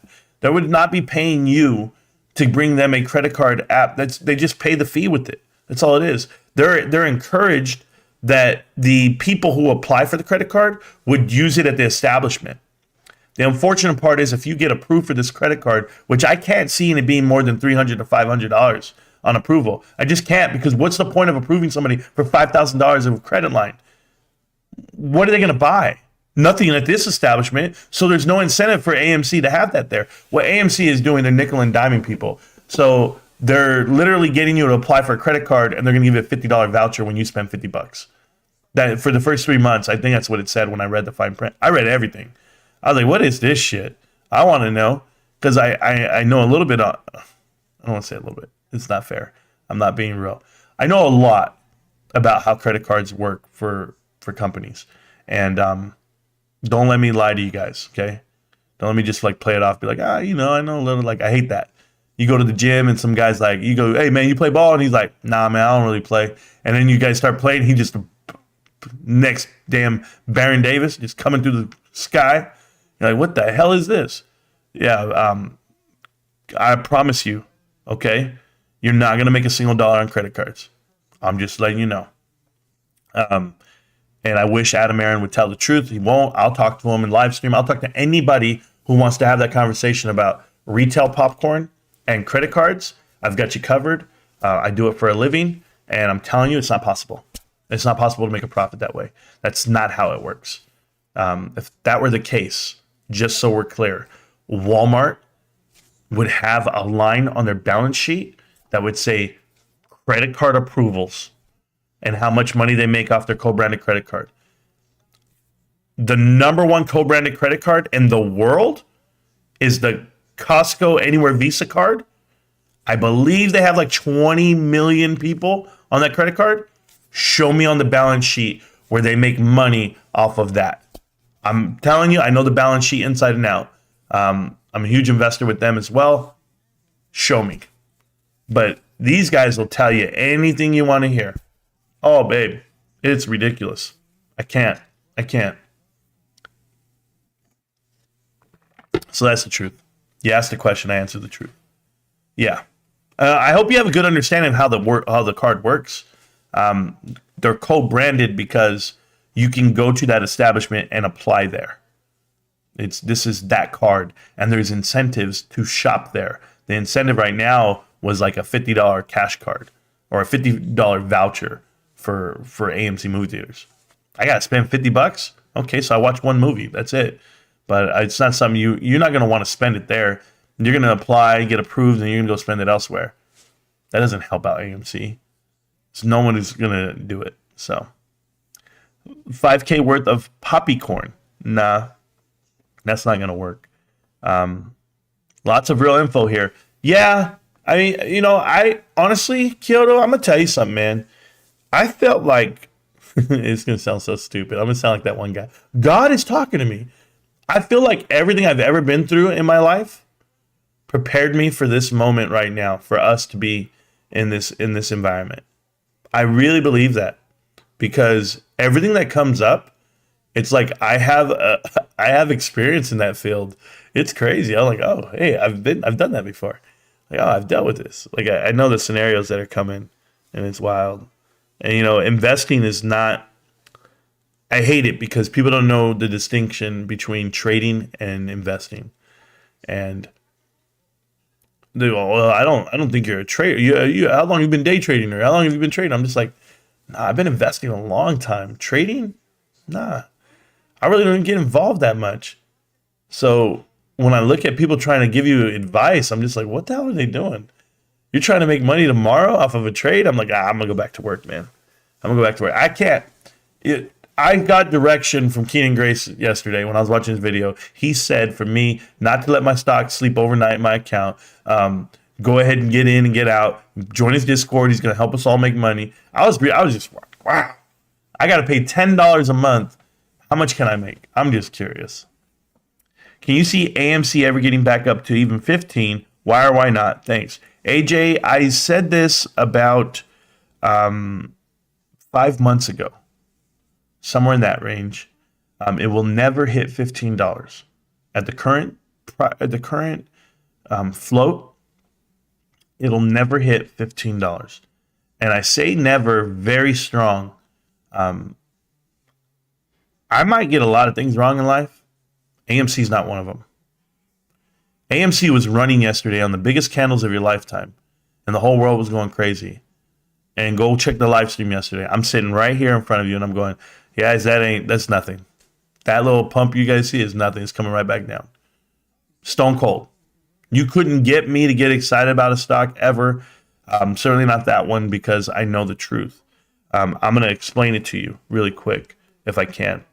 I'm a trader. AMC is not going to 15. Look at the RSI. Correct. What are you talking about? They make money every time someone swipes the card. I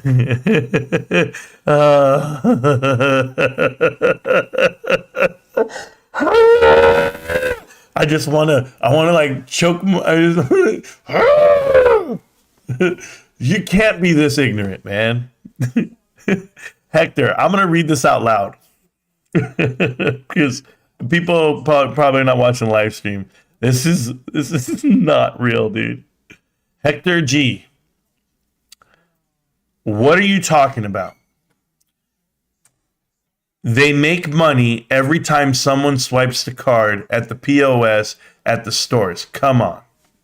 Hector, you gotta be kidding me, man. You gotta be kidding me. Who makes money when I pay with my debit card? Who makes money? Anybody? I mean, if that were true, if that business model were true for a credit card, everybody would have a credit card. Everybody would have a credit card. Hey, Hector, I'm not, man, you've been here a long time, dude. You're here every day and you say the dumbest shit ever. And I honestly believe, you believe this stuff, and that's fine. In the world of business, there's not enough money to go around. Can I tell you that? What percentage of sales do you think would be going away from the establishment that they're spending money at?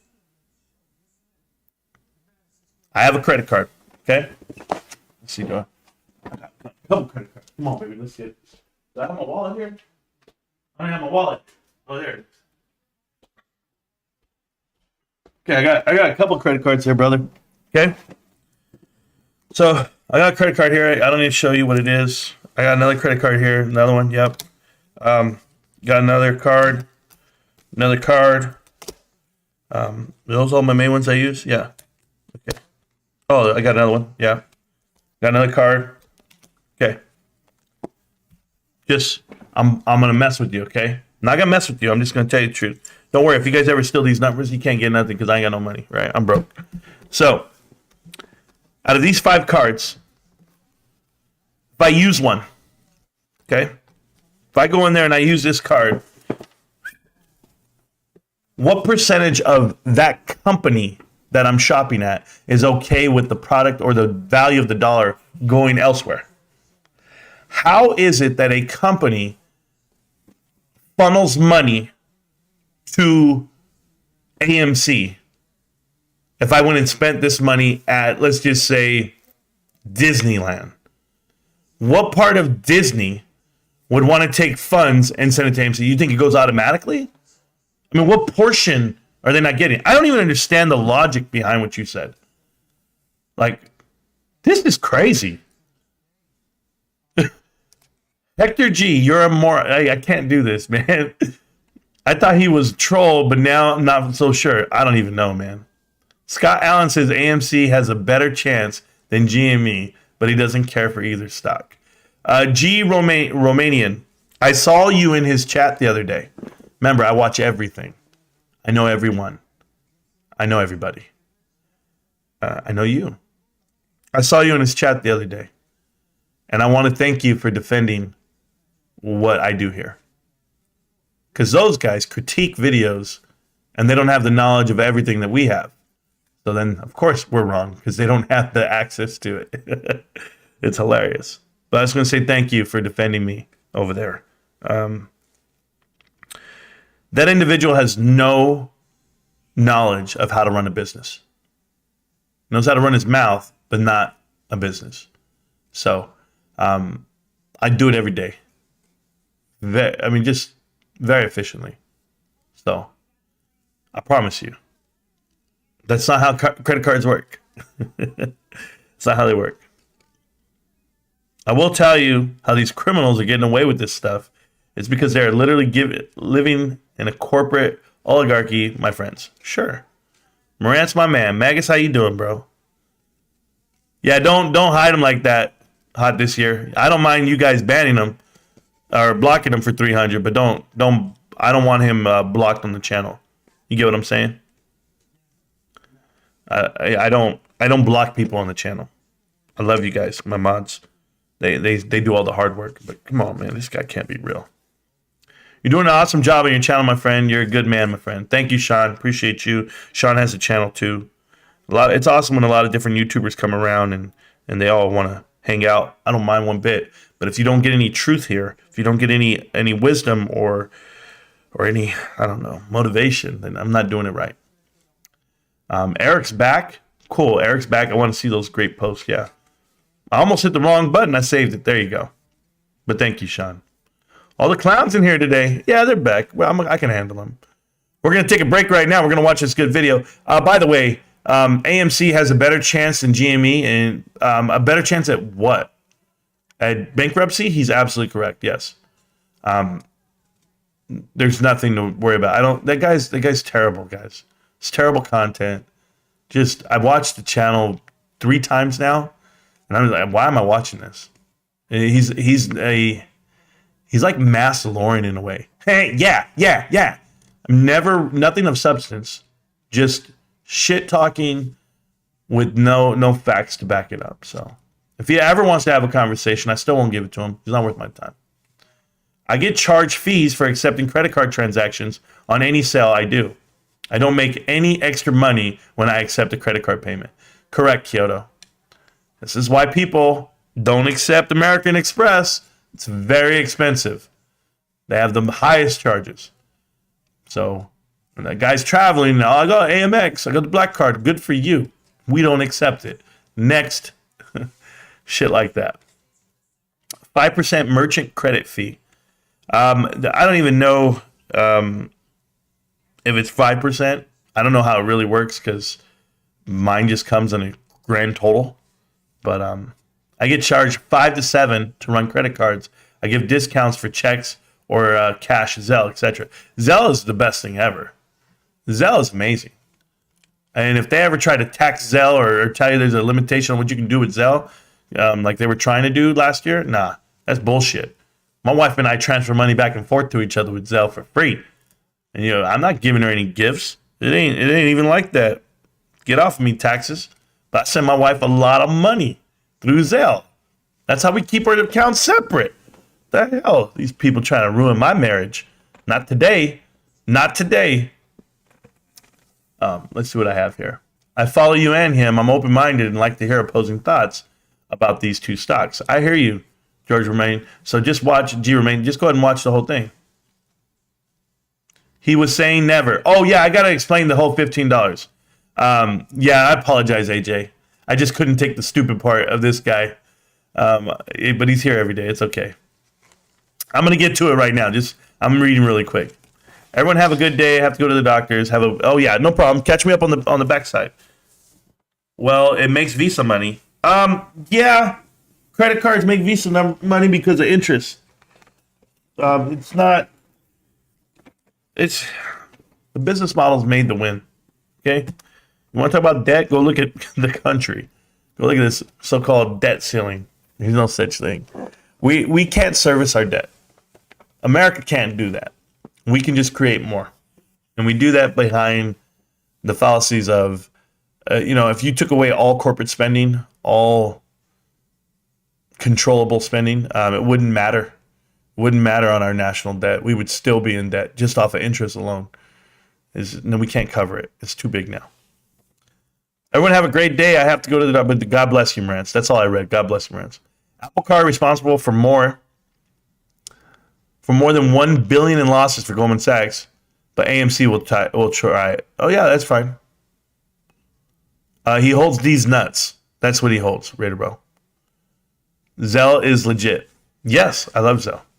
Sorry to hear that, Sean. Good luck. Yes, good luck, Sean. Leg cramps, is that what you said? Yeah, I heard that, man. I can't answer you. I want to time out. They make money with fees and interest rates. That's the whole purpose of offering a credit card. The credit card company does, not the company. The co-branded. Did you not hear anything I said? I mean, Hector, God, I did a whole breakdown of how co-branded credit cards work. Like a whole breakdown, bro. Holy shit. Give him another 300. Thank you, Amo. Man, I can't. Go rewind the tape. Somebody. Not sure why I'm always in the timeout trying to help the chat. Help chat and channel. Oh, man. Gaming's best. Haters hurt the community. Kyoto's a cop. Hey, Kyoto, give Eric Johnson another 300 seconds, bro. Just hit him with it. I don't care. These guys are dumb. Hey, let me tell you something, bros. There's guys that have been chatting with us and hanging out with us for a long time, and they've never gotten a 300 second. You have to be very particular to get 300 second. That's all I'm saying. There you go. Hector just continues to dig us all deeper. You can't fix stupid. Sorry. I don't know. Hector, is your real name Forrest? Are you really Forrest Gump? I have to know, bro. Because this shit is getting crazy. What is the purpose of the co-branded credit card? I'm trying to tell you what's the purpose. Not sure why I'm always in timeout. Yeah, I am. I'm the cop, bro, every night. Exactly. He'd be listening to Boss Blunts and Bigums. Yeah, I mean, okay, hold on. Hector, I'm coming back for you. I'm going to go help out the other question that we just had about why it'll never break $15. Okay? All right, let's go do that. All right. We're going to go and take GameStop off the screen. GameStop, by the way, was doing really well. Oh, wow, pumping. I didn't even pay attention. I don't really care. Don't care about the daily price. Yeah, doing all right. AMC. Let's go look. All right, brother, here we go. Let's go to the 4 hour. Okay? We're on the 4 hour chart. And this is a ceiling I drew. I can get rid of this one. I don't even care about this line here. Can I get rid of it? Is it going to let me? Oh, it's not going to let me. It's on the daily chart. That's why. Here. Look at this fat ass candle here that I just made for no reason. I was like, it's never going to go. See, I put that ceiling there because it's there's something about a pump and dump that people have to understand. It's like a basketball. Okay? Let's just talk about that first. So if you get a basketball and the laws of gravity, okay, and all physics, it has weight, it has momentum, and as it hits the ground, depending on what the ground is, okay, because all things being fair, it could be concrete, it could be grass, it could be dirt, it could be mud. That ball might not ever bounce back up. But if the ground is what this is, it's going to bounce and it's going to go up again. But it'll never reach the height that it once was. It never does. And the reason for that is because it's called DR, diminishing returns. Okay, I've said this here before. The DR definition, you know, Tobit was like, you know about DR, and I was like, huh? And then when he said diminishing returns, I was like, yeah, I played WoW. If you don't know about diminishing returns on WoW, you'll figure that part out too. But as we look at this, and you look at this chart, you understand that it pumped. Remember, I called it a pump and dump as it was happening. It pumped because that wasn't retail. That wasn't FOMO. It wasn't you. It then dumped. It came down to a level. Remember, these are 66% of the actual value. So it came down to this level of around $20. So it probably was around $35 at the time. So it came all the way down. Pumped again. It says 32, but it's really like a 40 something, 50, whatever it may be. You just got to remember the old numbers, but I'll even use your current numbers because remember we said it's not getting to 15. And then it came all the way down, this whole time frame all the way to March. When it came down to March, came down all the way to about, I believe, about $7. Pumped up again, $21. Okay? Down, back up. This backup portion here is very significant.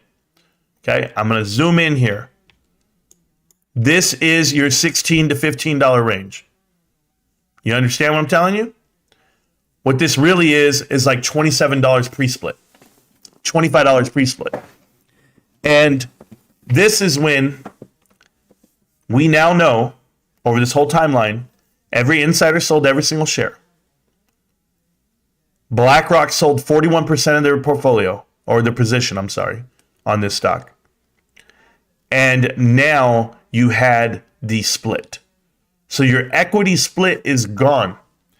What people have to remember about price action on a stock is price affects market cap, the whole amount. You just can't go pick a price, right? When you see a stock running the way this one has at times, you will see a market cap increase well beyond the value of what the company's worth. That is why insiders sold. You go look at the goodwill for AMC, it's worth about $2.3 billion. Their stock price, if it was original float, if it was original $500 million, then their stock price should be about $5.50, $4.50, right? I said like $4.25. Yeah, $4.25. So it should be 425. That's what the original stock price should be. But from this date that I show you where they were at the $15 mark, you go over, they invented ape. They diluted ape, which was half. So at 16, what is it? 16, whatever it is, 16. You now take half of that. That's $8 and some change here, because you took half the market cap out. Half the liquidity, the equity went that way. To who we know now was Antera, who was short and shell stock, whatever. Adam Aaron's like acting like he doesn't know what's going on. What's going on? What's going on? Hey man, I keep taking that shit. What's going on? Like he just gave it away. But look at where it got to. It got to half of the value. And then they go, you know what? All right, we've had enough. We pump it, and it can't even make it back up to 10. It hit $9. 9. That's that last pump. Died down. Here's your last pump here. It'll die down. You see, the ball, and I'm just going to show it to you just so you see it. Just to give you the visual, okay? This is AMC stock. Here's the ball.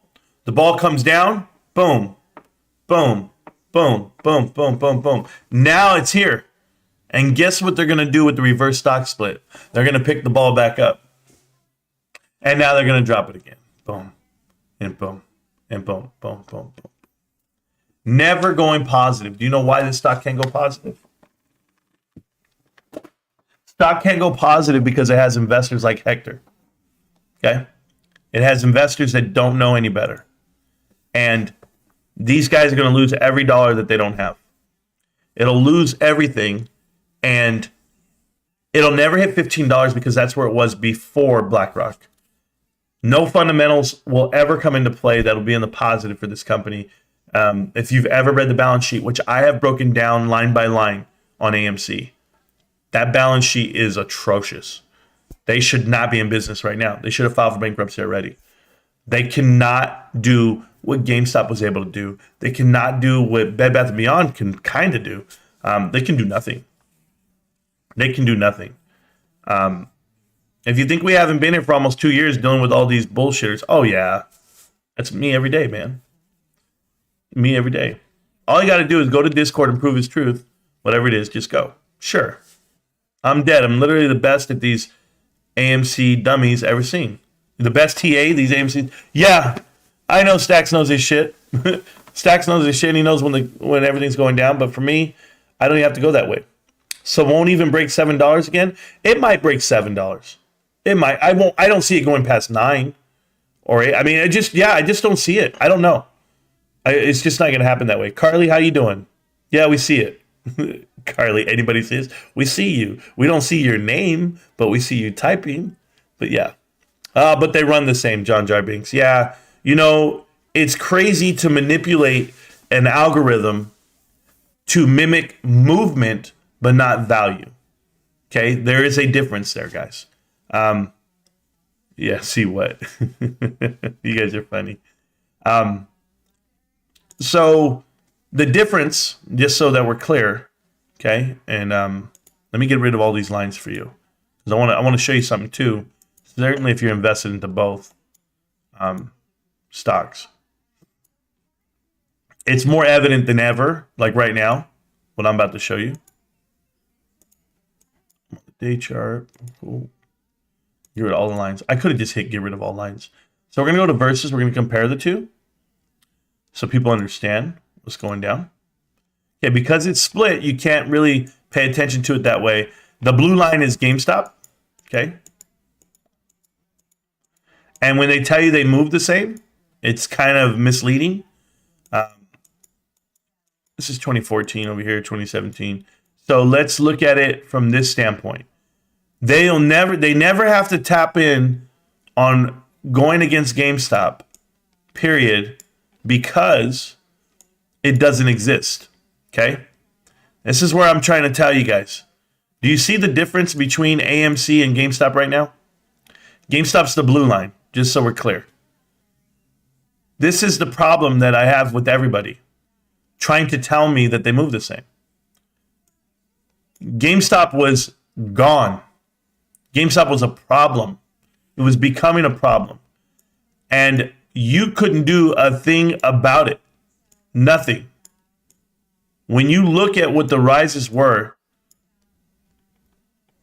for the stock, okay? Look at the blue again. You're not going to see anything from AMC until after the media blitz, until after the bullshit. I can zoom in all we want, guys. I can see it every day. You're going to see nothing as you zoom out and look at it.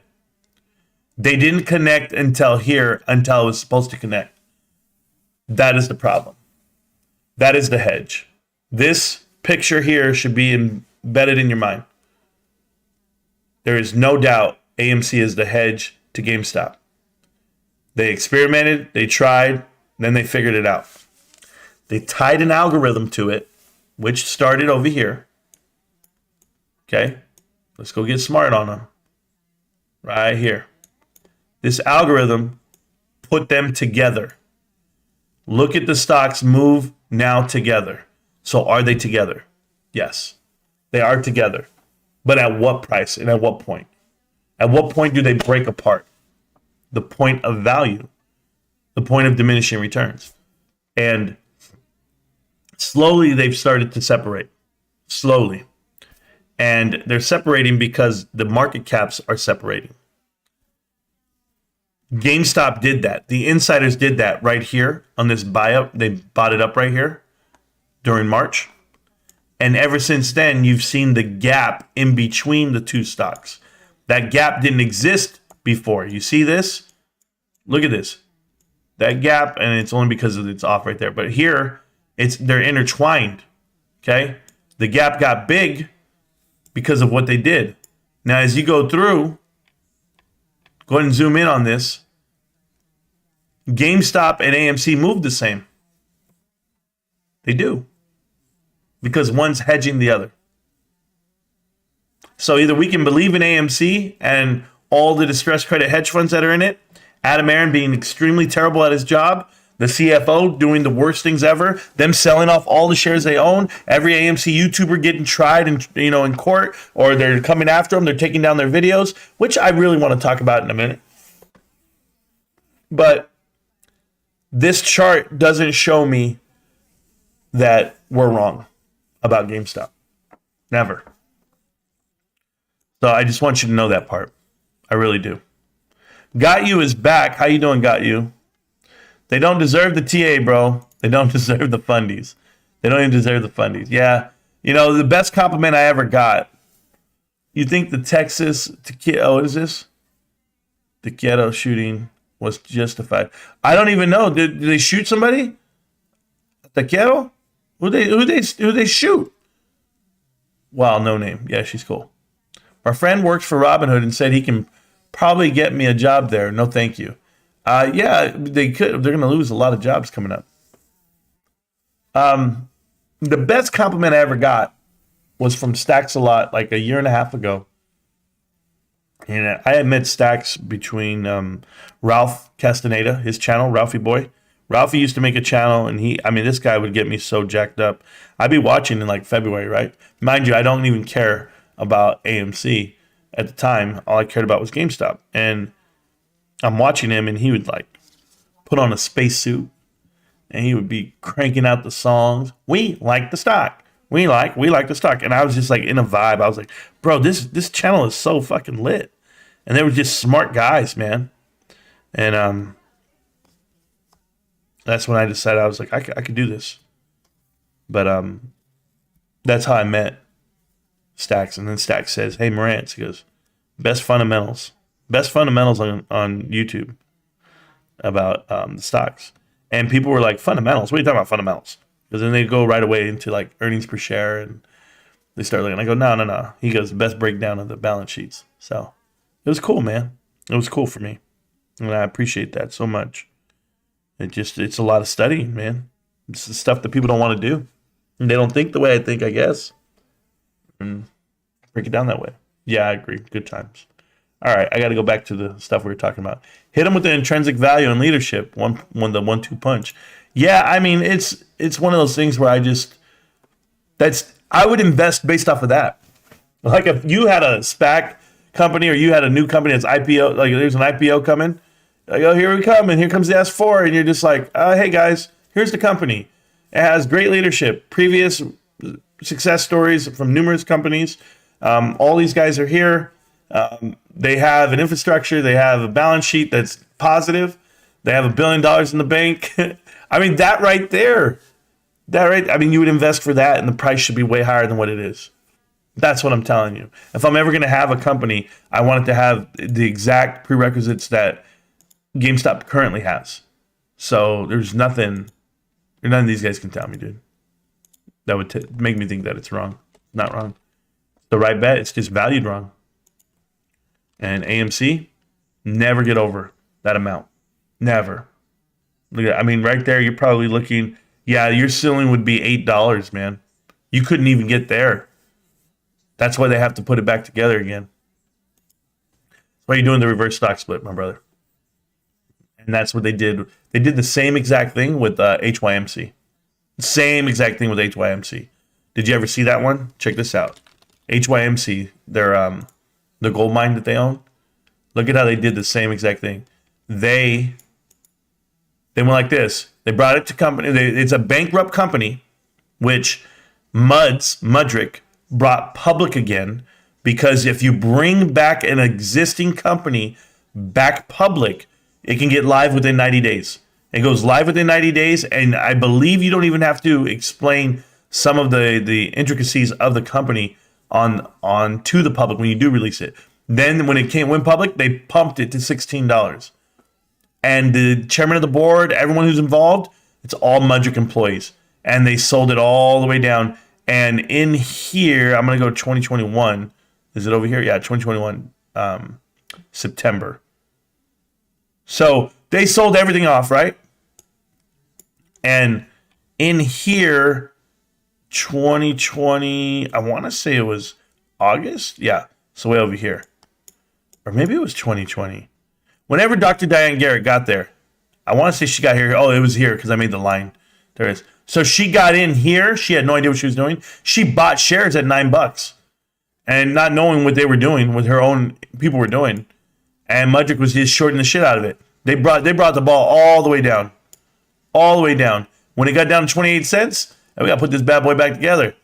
We got Adam Aaron. They brought in Adam Aaron and the boys. They shot up to 310. Now look at this shit. But mind you, it was already scheduled for delisting in December. They were going to get delisted. Boom. Brought it back in. Shot it all the way up. Now they're already scheduled for delisting. It will happen. It will happen. And unless they do a reverse stock split or they pump it again. I just remember, look at the pumps. The pumps are never as good as the first one. Pump, second pump, third pump, fourth pump, fifth pump, and all the way down. But the reason why I tell you pumps, because you can do that with every stock basically right now, because the market. I mean, we can go look at GameStop and do the same thing. The problem is, none of those companies are GameStop. None of those companies have $1 billion that I'm showing you. None of those companies have zero debt. None of those companies have, a business model that works, that makes money. This is just because you have to mimic what you're doing to us. You have no choice. But you can't explain this whole section here. You can't explain March to me. That's not when the stock ran the same. I thought this was a test. This was a test that day to see exactly how deep they're in and where is it going to go. But you saw it get slammed back down. We didn't sell it off. They got slammed back down, and they've been controlling it ever since. And we're just going sideways, but the pump is never as high as the dump, right? Or the previous pump. And we got close here, touch the sky. So what's our next one? But the truth is, when I look at GameStop, and this is the problem I have with people, is what the hell are you crying about? You know it's going to go up. You know it's going to get to $100 a share again. You don't know that? Well, then you shouldn't be in it.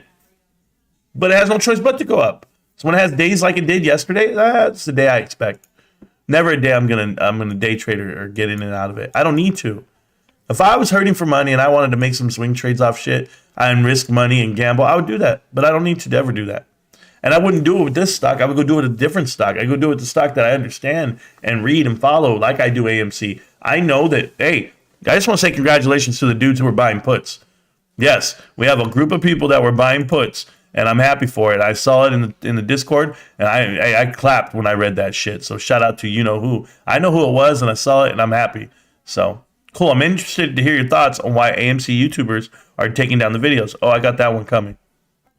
Just give me a second. There's the kind of ritual where you're new here and owned AMC. We have to know if you're real or a retailer or pumping shill. Sure.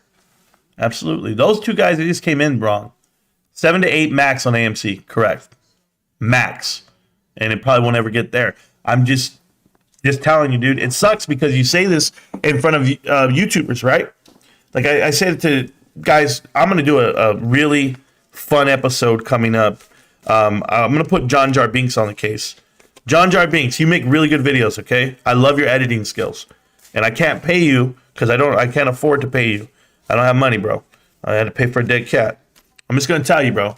The love you've given me off of the videos you've made, infinite. I can never pay you back. And if you ever want to make a video, go look at my AMC Safe Space live streams and hear AMC investors. The delusional AMC investors is absolutely phenomenal, and that's the way it goes. No, I did not call you. Yeah, I noticed today no one is pumping AMC like they did yesterday or Friday. Yeah, where are the bots? Just hoping to get half my money back. Need $20. I went all in. Adam Aaron was all checkmate, putting all reports, tweeting, fell for his game, saying pounce after issuing ape should be illegal. AJ, it is absolutely should be illegal in my mind. While it was happening, I was saying it. I was going crazy that people weren't listening. But what should be illegal is the way the YouTubers were not giving out forthright information, because if they did talk down about it, I'm telling you, man, name a YouTuber and I'll explain it. Like, name them. And I'll explain exactly their stance, because I've had conversations with multiple, and come out there and you know what they tell me? Like Tony De Niro and Mass. Yeah, we're not going that route because, we got to stay positive and just know that Tony always buys at the bottom. He's a bottom. He loves the bottom, and Tony always hits the bottom. He buys the bottom and then he keeps investing. But I can say bottom like 5 more times. Tony will get excited. The problem is those guys both said it on the live stream, on my live stream, on my interview with them, and they both said we push AMC to the crowd because that's what our crowd wants. They will tell you what you want to hear so they can get more clicks. That is the worst thing ever. It's the worst narrative to have, and it'll never happen from me.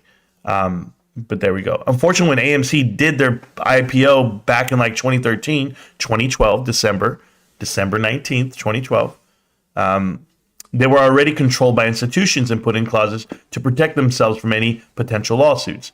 Yes, High Corner, that is a problem. You can't sue them, and they're finding that out. There are some people that sued, but it's weird. It's weird the way they sued. Like, if you're suing for personal gain, it's not going to happen that way. But they're covered, man. They're covered, and if you read the fine print, they knew how to get out of this. That suck, AJ, that I wasn't calling you out specifically. I'm sorry that happened to your money, though. Yeah, it really does. Adam Aaron never said who he was pouncing on. True. What did you do to CSI? I don't know. He doesn't want to talk about it anymore. They don't want to have it. You can post a new video, Marantz. I would like to see your reaction.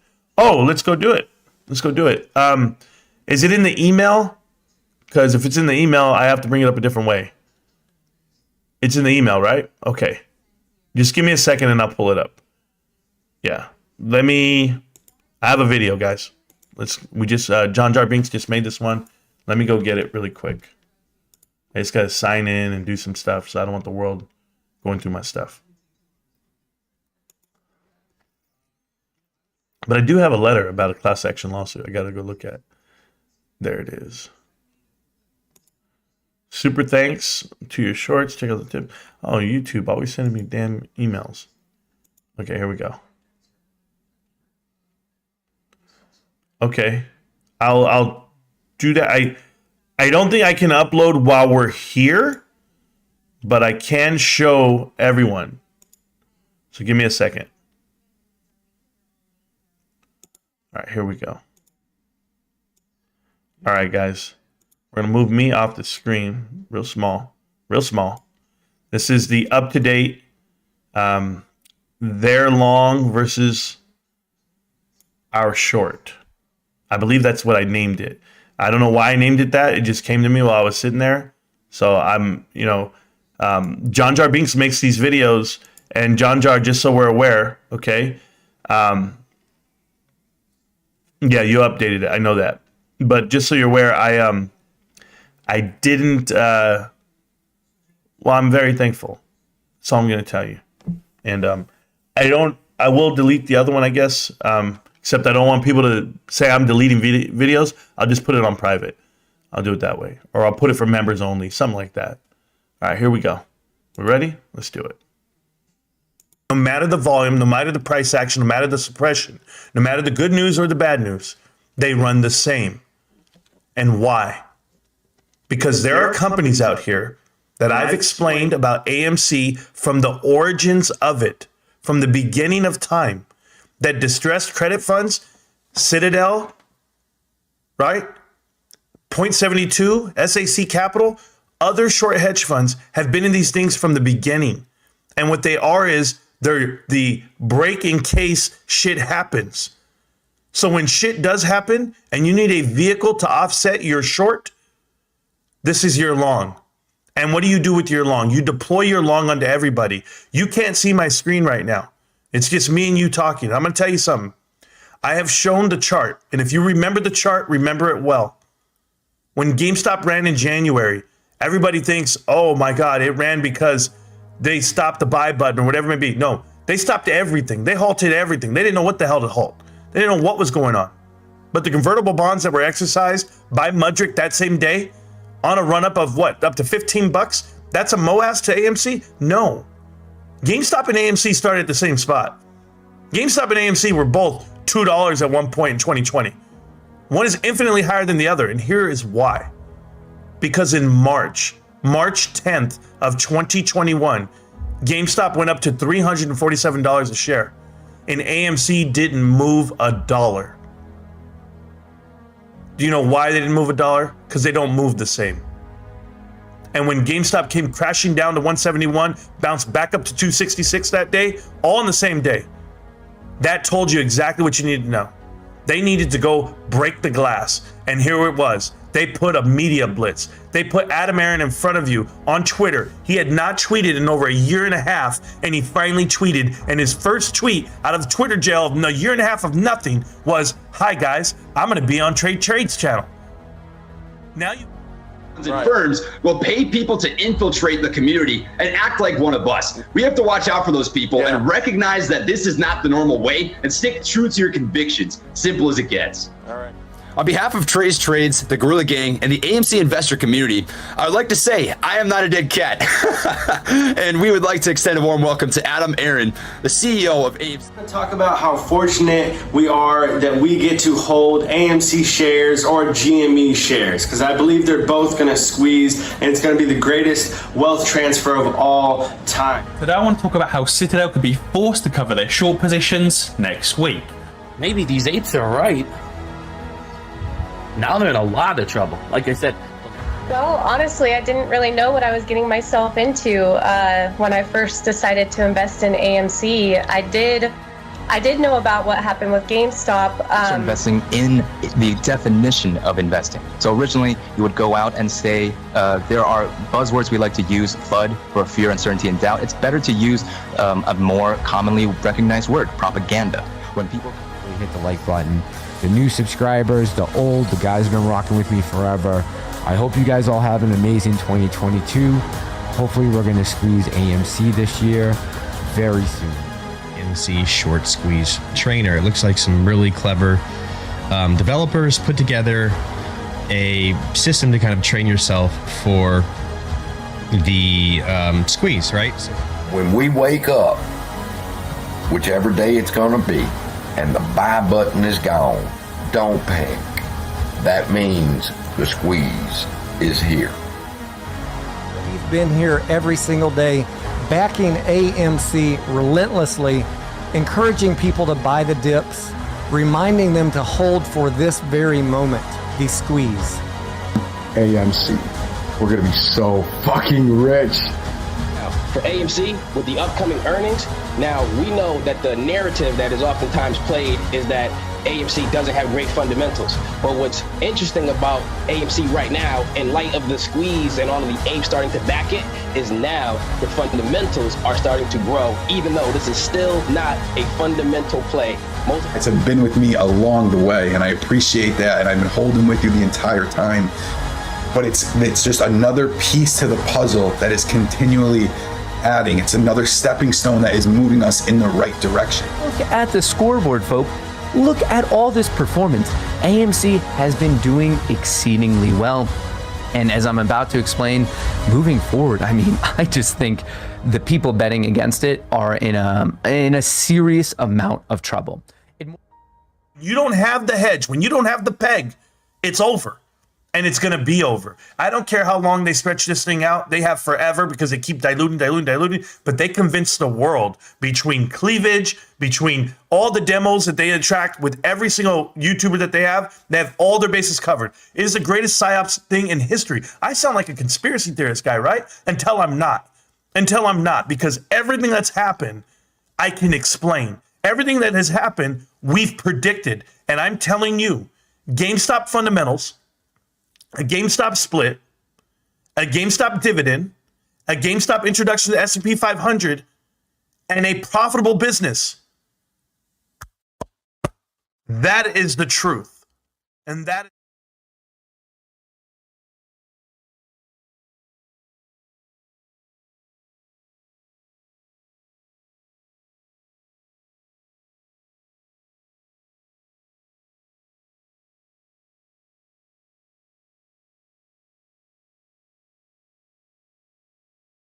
All right, there you guys go. I like the video. Thank you so much for making that video for the crew, John Jarbinks. Appreciate it.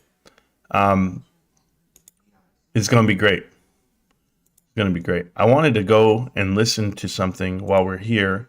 While I have you guys, let me try to pull it up for you. I really appreciate you, John Jar. You know, you're the man. You're over here working overtime for us, and we're forever thankful. I know that the moderators felt the same way I did. We talked about it. Just forever thankful. So thank you again for all the work you do. Young man, I'm looking for something. I'm looking for love in all the wrong places. I'm looking for love in too many faces. I'm looking for love. I'm hoping to find a friend and a lover. Is it here somewhere? Where could it be? Where could it be? Hey, how's Bed Bath & Beyond working out for Kai's Malesh? I haven't even seen his shit yet. Oh yeah, I'm gonna prep my. I'm gonna go through my Twitter Spaces calls, guys. I'm gonna go through them. I had some really good ones about. I call them Safe Space. They were the AMC Safe Space, and I'm gonna go through those. So I'll go through them today. Give me something to look at. But Hamburglar is here. You a shill, Martin. Okay. What in the FUD was that video all about? Well, if you don't understand, Hamburglar, Hamburger Guru, hey man, Hamburger, I'm trying to eat one right now too, man. I'm hungry. Oh, shit. Oh, I'm still right here in front of you, bro. Okay, so Hamburger, if you don't know, okay, it's called The Truth. Yeah, Kyoto's right. Okay, check this out, bros. There's a stock out there called GameStop. GameStop had all the short hedge funds strapped. These dudes didn't have any money. They were done. They were going to be out. Of course, Melvin Capital was upside down $4 billion. And from the short position, King Griffin and Steve Cohen went ahead and gave Melvin Capital some capital. Gave him $4 billion to help them hedge their position. In addition, it's because that would have crumbled the whole markets. If you let GameStop take off, the people that are shorted on GameStop, remember, GameStop was shorted down $1 billion worth of market cap, worth of equity. You can imagine what they did to get it there. And by doing it that way, it absolutely allowed these hedge funds to put all their eggs in one basket. They thought they were going to get away with it. They thought because of the Fortnite effect the console cycle effect, all of that would happen. But you have this activist investor by the name of Ryan Cohen who saw what Roaring Kitty saw. There was a value there in that company. The value was that it was undervalued. It was just undervalued. And you're telling me that a company that does, $7 billion at the time, $8 billion of sales is worth $200 million? You're crazy. You're absolutely crazy if you don't know how the business model works. So that's the problem. They used a hedge against GameStop. And I've proven it. I've shown it on the TA. I just showed it right now, not too long ago. Hopefully you're watching. But it's absolutely true. So those AMC tubers cost so many people their lives, their life savings, and their life. Yeah, I'll never give them a way out. I just disagree. There is no proof to suggest that there would be a lie. This is just guilty by topic. Huh, Bob? None of them have apologized for being wrong for pumping AMC. Well, they're all wrong for that. Bob, they're the same. I believe you are onto something, but lumping them together is off base. Just my opinion. Lumping who together? Oh, bro, we're going to have this great conversation right now? Our money is gone. Damn, I might pass out. Our money is gone. Yeah, that dude, your money is gone. The stock is so heavily manipulated by criminals of the market. It's crazy. All of them short criminals love this haven. Yeah, KWM, but it's not just based off of market mechanics. It's based off of insider trading, essentially. Insider knowledge of what they're doing. They planned all this. You didn't. And everything tells me that. Like, I'm really good at mapping things out and seeing it for what it is. But apparently Bob isn't. Guilty altogether. G-Money is here. Oh, G-Money's one of the worst ones. Where's G-Money at? G-Money's terrible. National Popcorn Day is tomorrow. We know popcorn, and we value our 890 AMC Investor Connect members. So to celebrate, our U.S. moviegoer members will get a free gourmet Oreo popcorn. Holy shit, man. So how much do you think that popcorn costs? How much does it cost the company? Because it costs the same amount, right? Because that's popcorn that they're not going to sell to the public. So if they had 890,000 people, let's just say 500,000 show up, just a 500,000 at $12 a piece. What would that be? $6 million? They're willing to spend $6 million on popcorn for what reason? Dude, they lose $300 million a quarter. It's coming. It's coming. It's embarrassing. That's what it is. And yeah, they're all guilty. All those AMC YouTubers are guilty. I can't get into their minds and find out motivation, nor would I try. Oh, Bob, we got asked this question earlier. I want this. I'm sure there'll be a lot of divorces. I remember a few friends telling their wives, just trust me, and now they are screwed. Yes, all YouTubers think they believe that they are fully informed. No, forget all that. What is the reason you think GME is going to be a part of the S&P 500? It's wishful thinking? No, Hector G. I've been watching GameStop since 2007 after I go read all the charts, right? Not that I've been paying attention to it that long. I've done the homework all the way back to then. GameStop has always outperformed the S&P 500. They just didn't have the market cap to get there. Now that they're built, now they're on a bigger scale and they have the market cap, guess what happens, brother? They get in there and they're well on their way. And you just have to know how the business is run. But watch the other videos. I have videos for that. Go do that. I just don't want to do it. Math, Hector. I know it's hard for you to conceive. Yes. Oh, man, it's hard. Okay, so let's talk this out.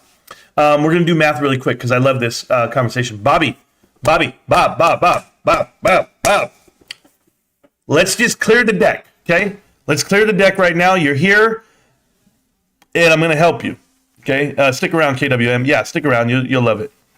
I want to help out Bob. All YouTubers think and believe they are fully informed with what they know about the market. I'm still waiting for accuracy. KWM, you should hang out with me. You want to be accurate? Go check out my live stream yesterday. I guessed the stock price for GameStop to the cent, the exact cent. I said it's going to close at $21.80. Everybody was here. All right, Bob, so you're here. Listen up, Bob. This one's for you, okay? And I'm not even going to show the chart. I'm just going to show us. I'm going to get us off the screen. Citadel, go bankrupt and record profits. There we go. Thomas James can't talk without flapping his wings. His videos are absolutely nonsense. Bro, yes. Oh, my God. That's Thomas James. But hold on, guys. I want to talk to you guys about Bob. What About Bob was a great movie. Yeah, I saw that one at the movie theaters. Okay. Yeah, I did. You know, first, Bob, this is crazy. I want to tell you something personal first, right? This is crazy. My wife and I were having this discussion the other day, and we were watching a movie, and a movie came on, and she goes, "Why do you like this movie so much?" And it was on Netflix. It's called Life. Eddie Murphy and Martin Lawrence and Bernie Mac, a whole bunch of famous comedians in that damn movie. It's a masterpiece, and I love the movie. I put it on, and I like it for a weird reason. I like it because it reminds me of my parents. You know, my parents, in my lifetime, I tell you, they worked. They worked a lot. They worked the whole time that we were alive, that we lived at home with them. And they were, I mean, we had 2 jobs, right? My dad had 2 jobs. My mom had 1, but then she had the other job of keeping the household there and taking care of us. On the weekends, my mom worked all week, and on the weekends, she cleaned the house. I mean, it smelled like, Pine Sol and Ajax. Like the whole damn house. It's an amazing smell, by the way. I love it. But now my house smells like Fabuloso and candles, and I don't have a problem with that either. But anyway, back to it. I remember my mom and my dad going out to the movies in my whole life 2 times. Now, my dad used to take us to the movies, the boys. We would go to the movies all the time. We would go watch everything we could at the dollar movie theater. Not at a real movie theater. Not like at one of these big fancy ones, Cinemark, Regal, none of that stuff. But we would go to the dollar movie theater, which was awesome for us every weekend. And I didn't realize it was a cheap thrill for us. We'd all get in the pickup. We'd go. Me and Rico, we would be fighting. Dude, I remember we were getting down with some dudes, just like, and don't quote that part, but we were just throwing down in the movie theaters. We'd get out of the movie theater, hey, let's go fight over here. And we'd just go fight to fight. And then it was crazy because we loved to fight. That was our thing. We loved to fight. And we just wanted to prove our dominance or whatever. And I mean, it's kind of childish. But my pops was all about, hey, handle that. Handle. Hey, okay, Dad. Yeah, we got you. But no, anyway, my dad and my mom didn't ever go to the movies. They never had that time. And they went to go see Life together. And they went to go see My Best Friend's Wedding. Those are the 2 movies my parents saw together. And every time they show on TV, I watch them. Because I like to think in my head, my folks were out on a night out, spending their hard-earned money and enjoying themselves, laughing and having a good time. That's how my mind works, because I see the struggle of trying to live this life, grinding it out for your children. My parents sacrificed everything, all their happiness, just to give us the best life possible. And guess what, man? We're thriving, and we did great. We're good kids, and we're good people, good humans. And now we have kids, and we're trying to do the same. But except this time around, I'm taking wifey out every weekend to the casino or something. I'm trying to do my best. And that's how it reminds me of that situation. I just want to share that with you guys. But I'm going to tell you guys something really quick about the YouTubers. I want to talk about this in detail because I'm just going to tell you from my standpoint, my opinion about things.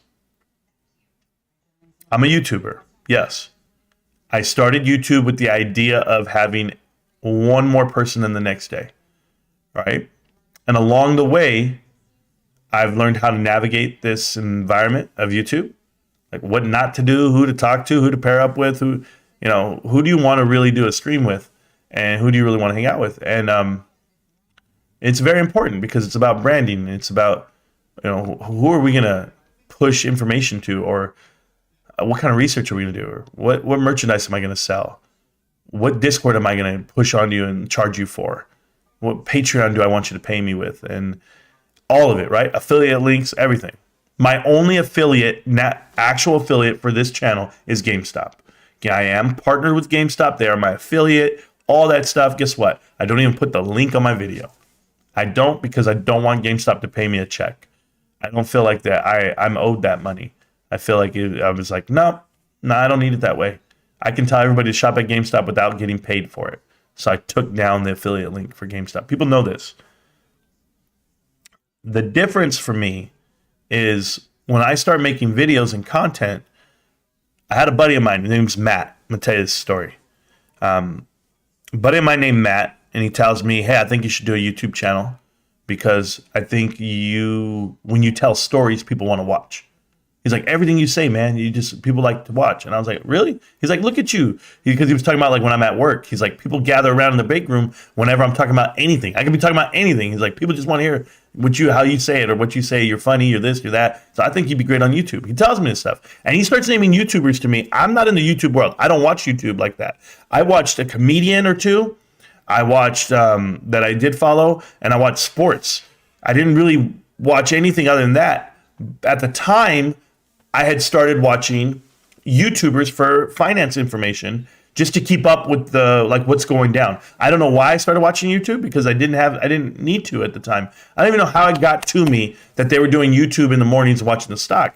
But that's when I found like Ralph, and then I ended up finding Matt Kors, and I ended up finding Trade Trades, and I found all the guys in the morning.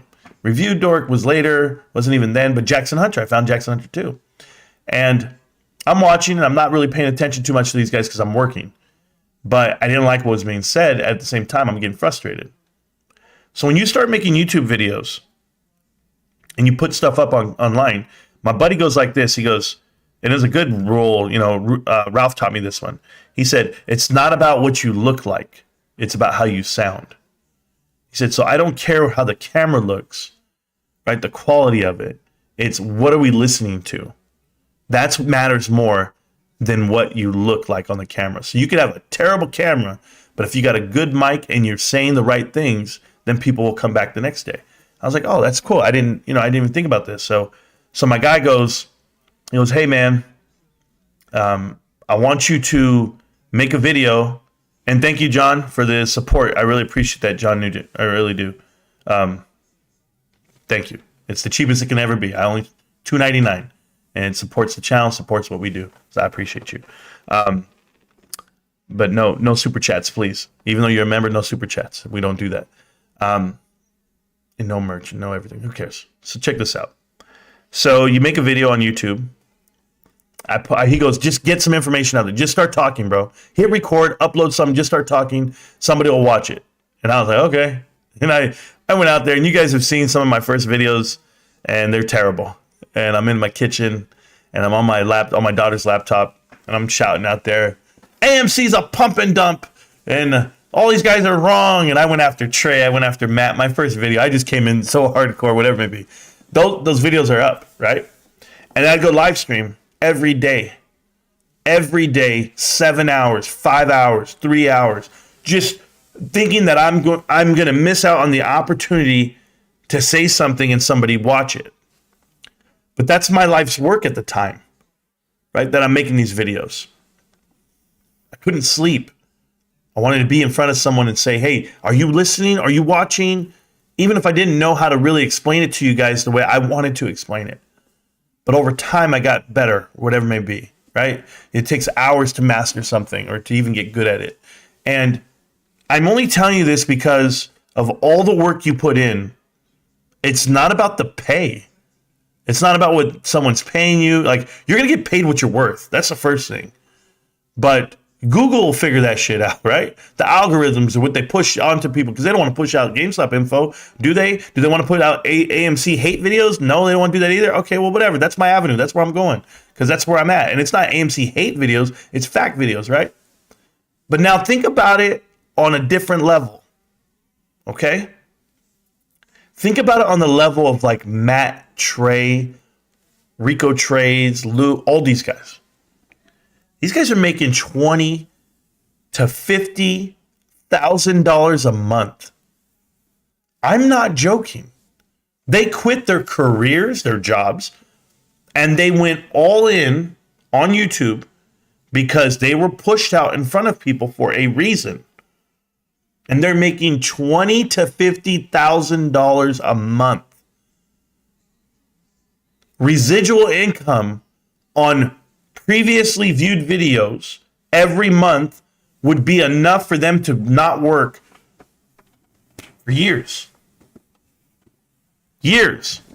If they value the money that's coming through the door. So I ask you, and I give you this whole background for a reason. Reason why I won't take down a video, the reason why I keep my stuff up there is because it's my life's work.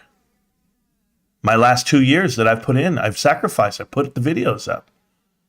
So why the hell would anyone delete a video? Why would a YouTuber go in and delete 100 videos, 200 videos? You can't tell me why.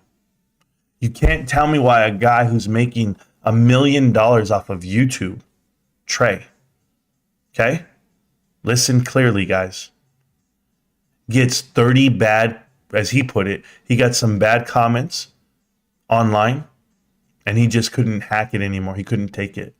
So he quit YouTube. It's not his platform for him. He doesn't want to talk about AMC anymore. Nah. No way you give up that much money unless you had to, unless somebody told you to, unless you were bought and paid for somewhere else. It's the only way it happens. I'm happy to tell you guys. I'm happy to say this to you. I'm going to check my DMs right now. I'm happy to tell you that I'll never take down one video. Not one. I could be served with paperwork from whomever, and I still won't take down a video because I don't care. I'm not afraid of people. Oh, time for another video, national popcorn video. Is that it? The U.S. moviegoer members will get a free gourmet Oreo popcorn. Check your email tomorrow. Also, good if you enroll by February 28th. My God. Well, he just paid $6 million for nothing. It's just gross, man. It's gross. I don't even know how to deal with this anymore with this guy. There's no way that you would give up what you have. It may just be that they came to a conclusion that they were wrong and you were trying to make a correlation without knowledge of the... This is so stupid, Bob. Bob, they can be wrong. That doesn't change the videos that are online. You leave them there. You take them down because you're wrong? Can't you put a little disclaimer at the bottom of it in the comments? I'm wrong. And still make your $20,000 off this video for the week? Matt Kors had over 7 million views last week. Let me show you something, young man. Okay?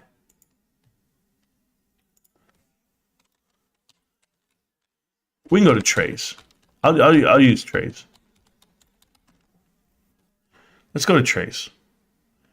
Trey, the previous week, okay? He doesn't put out any videos. Trey doesn't post any videos. His archive of videos are up there. All the videos are there, right?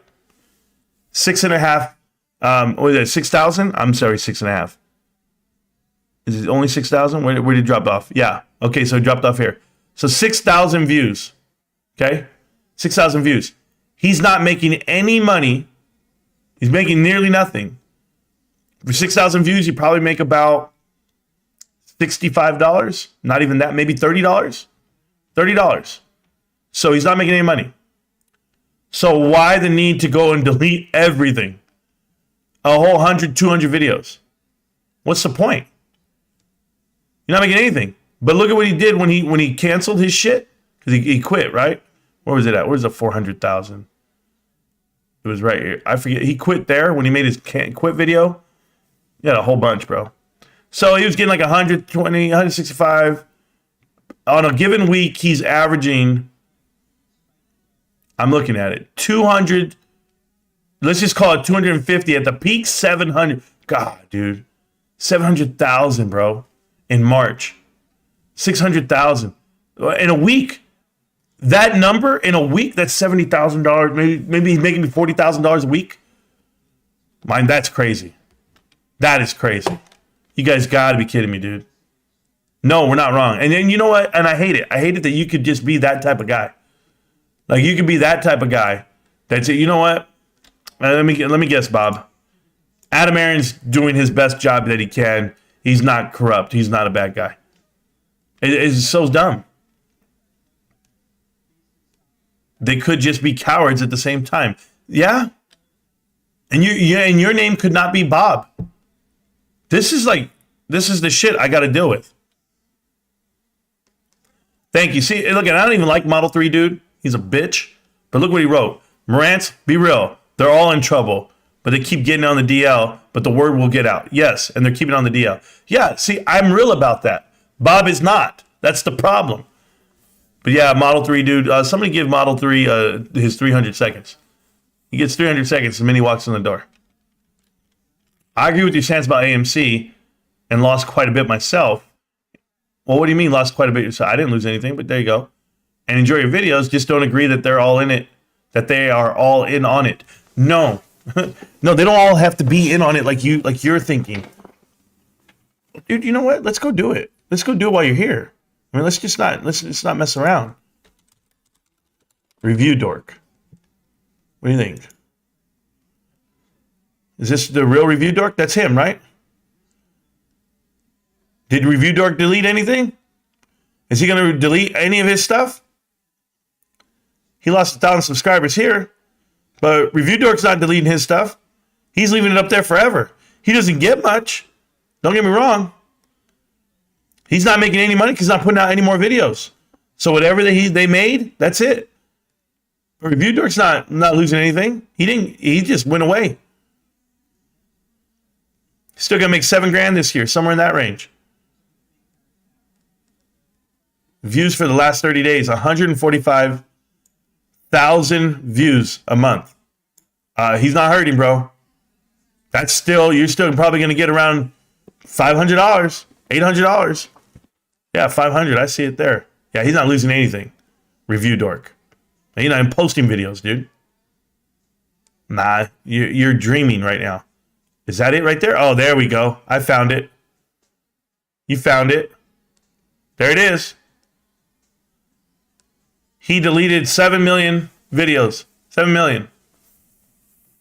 Why the hell did he do that? That makes sense. I don't know what videos he was deleting, because those weren't even up for debate. Somebody got to go see why he was clearing out his channel. 7 million views he lost. I don't know what Review Dork's doing. Is he short the VIX? Is that the next one?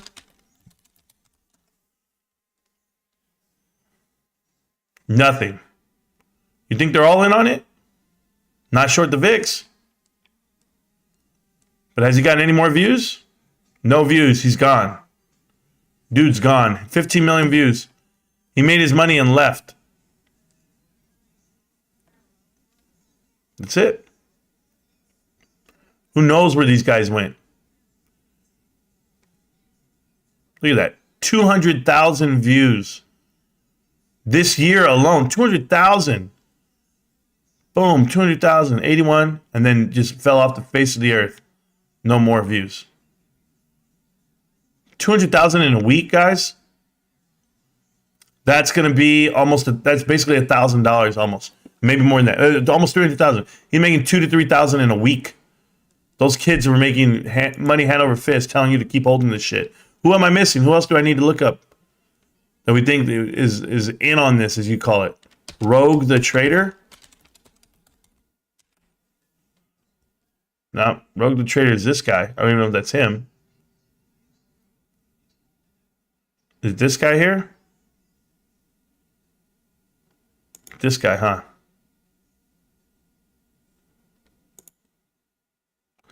Might be this guy. I don't know exactly. Nah, this guy's trash. This guy's got a D+ total grade. I don't know who else we can look up, but apparently Lou versus Wall Street is not it, right? This guy? Where's the real Lou versus Wall Street? Hey, I know this guy. This guy's in our chat all the time. Tanta COVID, whatever his name is. Tanka native, whatever. He's always in the chat. He hangs out with your boy, Scott Allen. I'm not stupid. Yeah, Lou got rid of all his shit, right? Made a whole new channel. Look at this shit created this year. First of the year. This guy, man. This is the criminal. This is the criminal. Getting 300 something plus people a day. A day. 300 subscribers a day. Where's his other channel? That's the one I want to see. So, Bob, my point is this, Bob. You don't think they're in trouble? You don't think you're just being naive at this point? No one gives up a $500,000 YouTube channel for nothing. And I think Matt really thinks he can beat it because he distanced himself from them. They went to Rumble platform. Matt did. Matt went to Rumble right when all that shit was going down. And he deleted his YouTube shit. 80 to 90K per month with 85K followers. What the F? Yeah, dude, it's crazy. 7 million views worth of videos. What the F? Yeah, man. That's wild.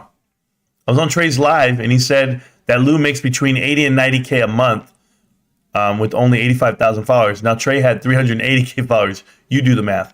No, it's a little different than that because Lou puts up a video every 5 videos a day, getting 30,000 views on each video. So Lou's getting 150,000 views a day. You do that math. Lou knows what he's doing. But there was a whole point to it. I guess Lou owed money and he got money. Yeah, because you're disagreeing just to disagree. Correct. Bob is really. I am not Review Dork. He's a putz. Okay. I'm not STV. He's a putz. Okay. I just disagree. And you guys seem not to be able to accept disagreement, whatever.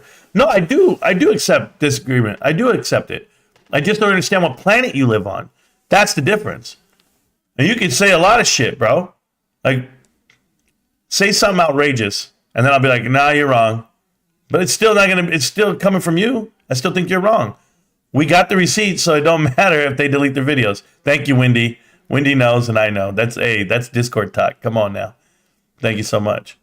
My Journey, Classical Economics. Smith, J&J, S. Mill, say Ricardo, Basati, Bassi. I don't know who the hell that is. I don't know any of this shit. And then Marantz. I don't know any of the stuff you're talking about, bro. But I know me. Just stab all followers in the back like that. Sure. It may just be that they came from the same conclusion. They were all wrong. No. So how is it that they're all on the same conclusion? Oh, the Silver Snake tweet. Yeah, I know. But like, how is it that they're all on the same conclusion if they're not all together? That's my point. Only quitters when they win the junkies. There you go. Yeah, no problem, bro. Can you look up Lou? I can't look at his old shit. I can't find it. I need to know what his old channel was, but he named the new channel the same damn thing. So if I go Lou, maybe he spelled the whole thing versus Wall Street. Let me see if it comes out that way. They only give you the one here. The one. Oh, no, this is it right here. This is him. Okay. Thank you. Deleted all his shit. Who deletes 50 million views? Who deletes 50 million views? Nobody. Nobody. You couldn't even imagine. He did it all on the 15th. Boom, 50 million. And then another 70 or 25 million right there on the 17th. Look at that shit. Right when they announced Ape. Huh? Right when they announced Ape is coming the weekend before. Get out of here, bro. Get out of here. 75 million views gone. Guys, that is around $3 to $2 million. I'm dead serious. I wonder if you can find out how much he made on YouTube. I know somebody has. There's another website for that too. I forget. Come on, bros. Are they all wrong? Was Lou wrong? I thought Lou was right. Nah. They're up for grabs, brothers. They're up for grabs. What about Adam Aaron's channel? Can we figure that shit out? You know, I'm going to start looking at something else, though.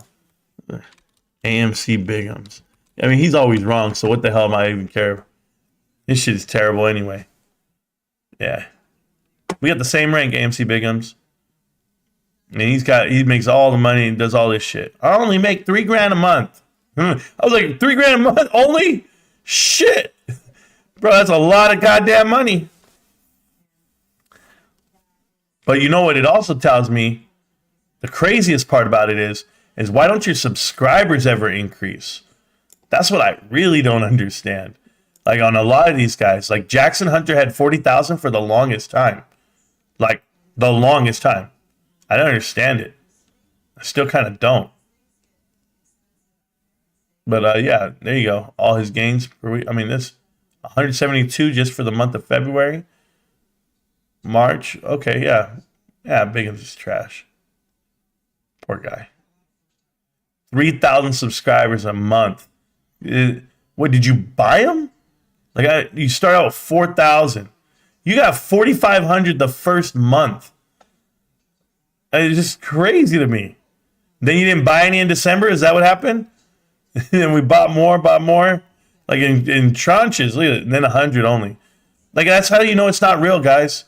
You only had 100 subscribers in May. You only had, like, no. It's not possible. If you're really kicking ass, it would show. Nah. Bullshit. Boss Blunts. His real name is Marcel. Yeah, this shit. Here we go. Let's go look at Boss Blunts. Look at this shit. Oh, trash. You're a millionaire, bro? Look at the growth on the channel. The growth on the channel. It's crazy. Add 100, take away 100. How's that possible? I'll wait. Trash, dude. These guys, him and Bigums, okay, start the same month, same amount of subscribers the whole way through. Look at this shit. Look at the pace. The same exact pace. Oh, he's a little higher now, man. This is just it's garbage. Oh man, I'm just falling apart over here. Just looking at this shit. It's embarrassing. Sorry. I've never bought one bot in a day in my life. And I won't. Review Dark and the Vix are charging $49 a month for Discord now. That's where they went. Oh, I'm well aware, along with Dawn, but she got kicked out. Yeah, I already did. That's just wild. I don't make that much in a year. Yeah, I'm trying to tell you, dude, this place is crazy. Can you say IRS? Yeah, they can. Show the screen. Oh, you guys, I'm not even showing the screen? Holy shit, my bad, bros. Here I am. Here. Look at this. My bad. Oh my God, guys. Here I am. Butcher of Wall Street. Let's go look at it together. First off, he has no real add-ons as far as subscribers. He's plus 100, minus 100 per day. Whatever it was those days. Trash. Okay, as far as views go per day, I don't even want to tell you what we do over here, but yeah, there you go. And we're doing okay, by the way. And here you go. This guy came out of the gate, starting his channel out the gate, 4,700 subscribers. Who are you? How do we know about you? Oh, we don't know about you? Did you exist before YouTube that I don't know about? And then, of course, your pattern is the same for adding subscribers. It's just gross. Gross. Just bad. So the same thing happened with AMC Bigums. It was just as bad.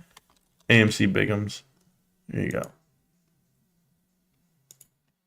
Check this out. Same damn thing. No subscribers, no new followers, nothing. No traction. But here you go. Straight out the gate, same thing, 4,500. Comes down, dip. How do you only get 260 in a month? How do you get 100 in a month? Yeah, right. Sure. Boom, boom, boom. Still killing it. But yeah, what do I know, guys? What do I know? I only do this shit too. Let's go check out Marantz Rantz. Is he a shill? Hey, Marantz Rantz is no shill. I want to put that out there. Let's see Marantz. Subscriber count is correct. Uploads is correct. There we go. I started. Yep. Almost 1 million views. Almost 1 million. I got a B-. That means I'm doing really good for what I'm doing. Yeah, the viewership increased hardcore that week. Last week we did really good. Subscribers in the last 30 days, 720. Oh, haven't bought one, haven't paid for one. My views just as much as Boss Blunt's. I don't know. You tell me. Anyway, how much are we really increasing each day? This is what it should look like, guys. 50 a day, 30 a day, 30 a day, 10 a day, 50 a day, 10 a day, 10 a day, 10 a day. If you really are about it. If you're really about this shit. Which I don't think they are.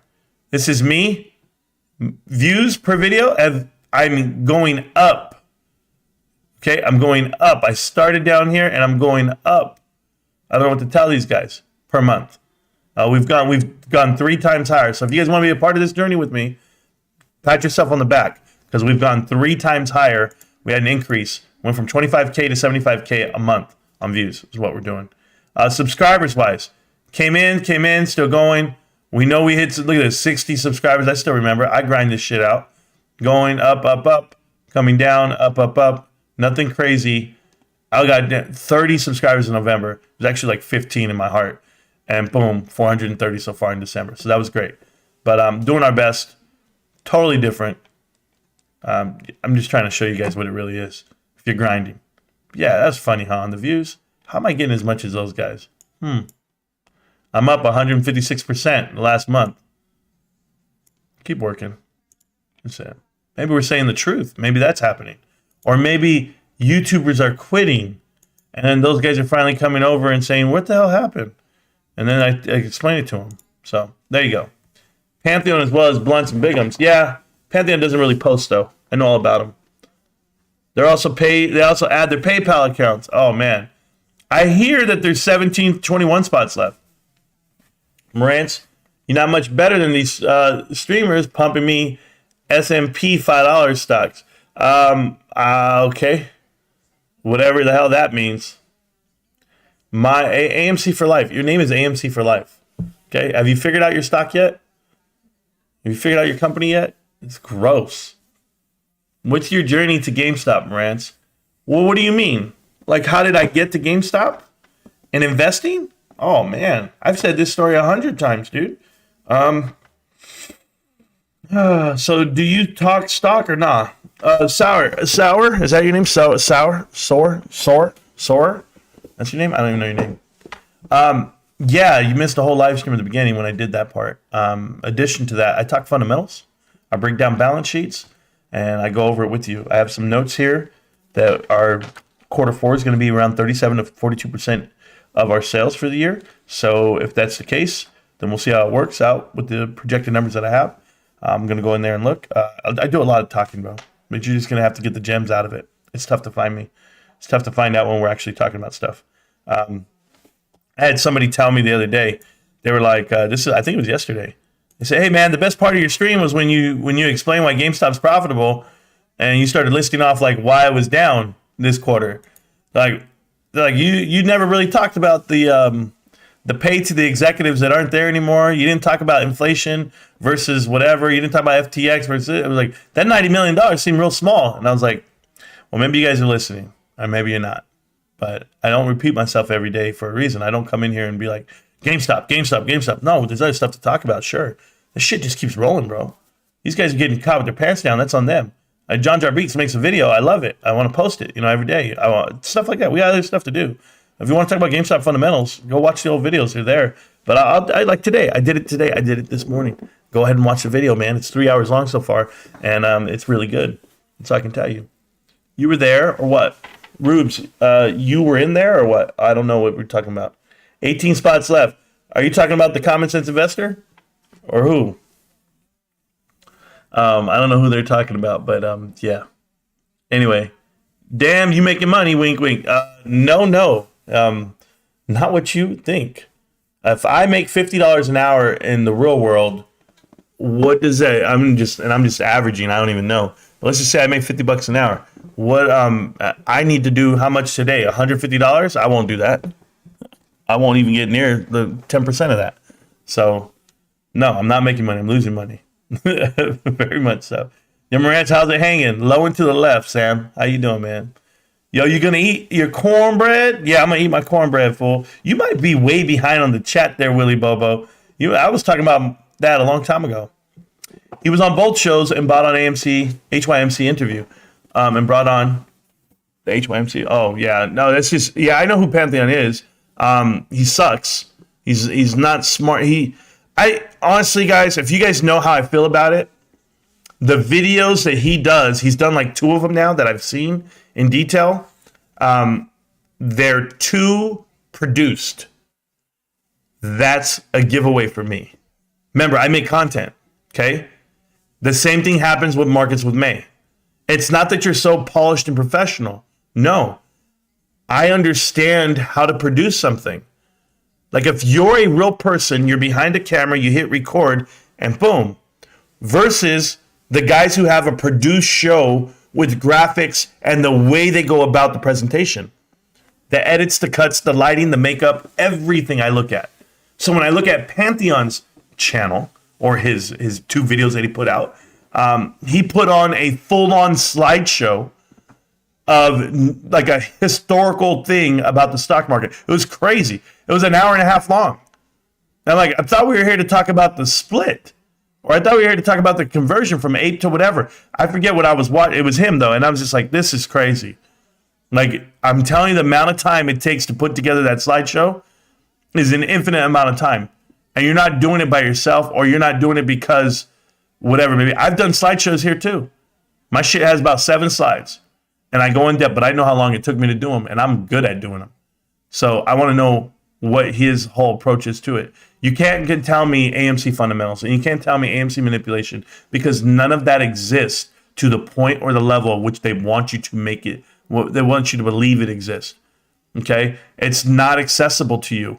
It's not that AMC can squeeze. It can't, and it won't. It's not meant to. Retail can't make anything do anything. Right? I don't know who told you you're the little engine that could. If we buy and hold, it does this. You're all wrong. These institutions are embedded. They're ingrained. It's indoctrinated within their whole business strategy to manipulate, manufacture, and produce an outcome and a favorable outcome. That's just what it is. I use my AMC credit card, and it says credit card company is no longer in service. You're so dumb. You're so dumb. Oh, man. You guys are funny. Let's see what I have here. Ruben, what spots are you talking about being left on? You're talking about the Common Sense Investor Discord. There's always 21 spots left. We just talk about lizards, mugging, crocs, and dude wipes. Pretty much. Lot lizards, bro. Get it right. Going strong. Just 23 minutes to go. Yeah, we're strong right now. We're going strong right now. I see AMC with 58 million shares traded back and forth today, which is absolutely embarrassing. How are you trading 10% of the float if you're diamond handing? You're not. It's trash. GameStop traded almost 2% of the float. Not really. Won't even hit 2% today because we're diamond hands. I just leave it there. Bobby Boy says, adios. I don't even know what that means, but I got you. Is that English or Spanish? There we go. Got to go. Enjoy your content. We just disagree, and that's fine with me. Have a great day. Absolutely fine with me too, Bobby. I appreciate you. You're just wrong. They're absolutely in trouble. You would not delete something that makes you money. All of them. All of them. They would not do it if it's making them money because they don't have real jobs. They can't work for the man. They just get manipulated by him. Big difference. A lot of employees are not happy. Eric Hoffman. Who are you talking about? Are you talking about GameStop? Oh, I've seen a lot about layoffs on GameStop sub. Eric Hoffman, let's talk about this. I do hiring for a living.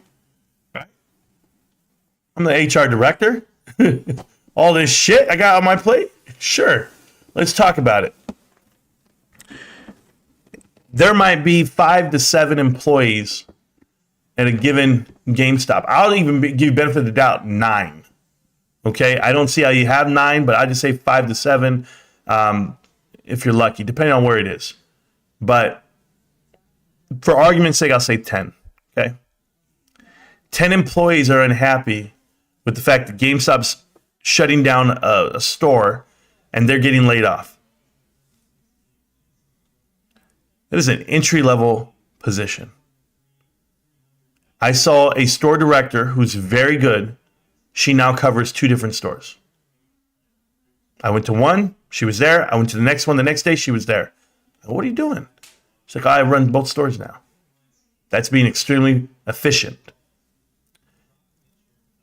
I, as an operator, look at one bottom line number, and it's dollars per man hour.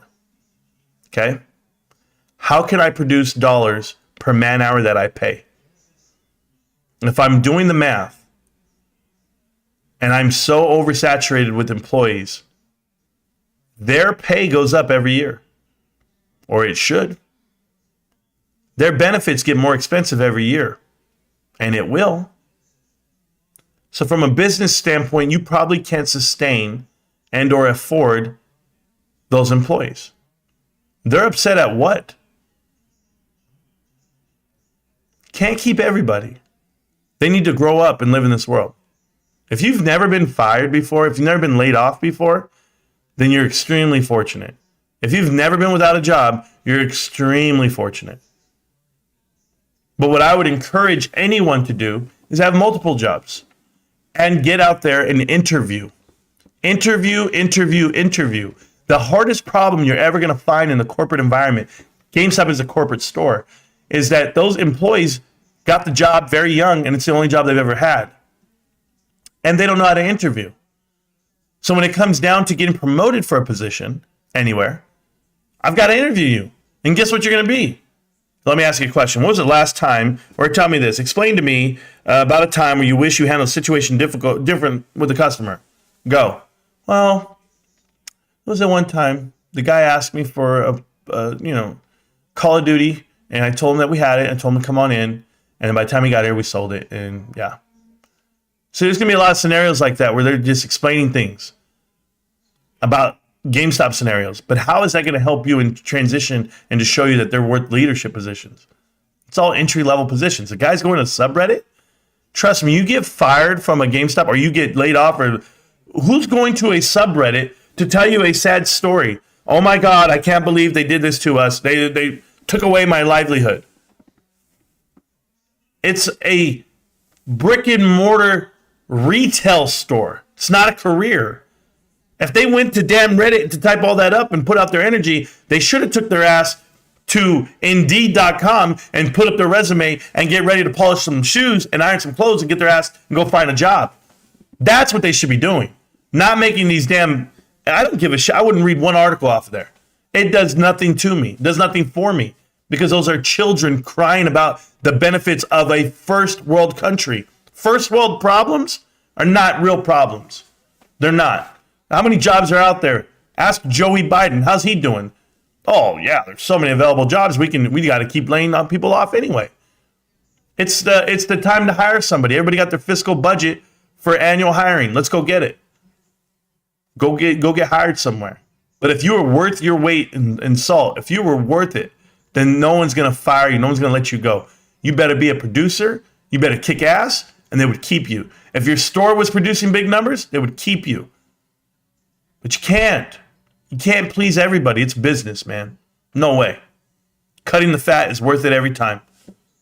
I've seen a lot about layoffs on GameStop sub. So they're upset. They're not happy. Well, guess what? They're not employees. They're ex-employees. The employees that are thankful and realize that they were up for the cut too, they're probably going to work a little harder now. They're probably going to realize it's a performance-based business. And maybe they need to do the right thing. Toe the line. Yeah. Jackson got cut, bro.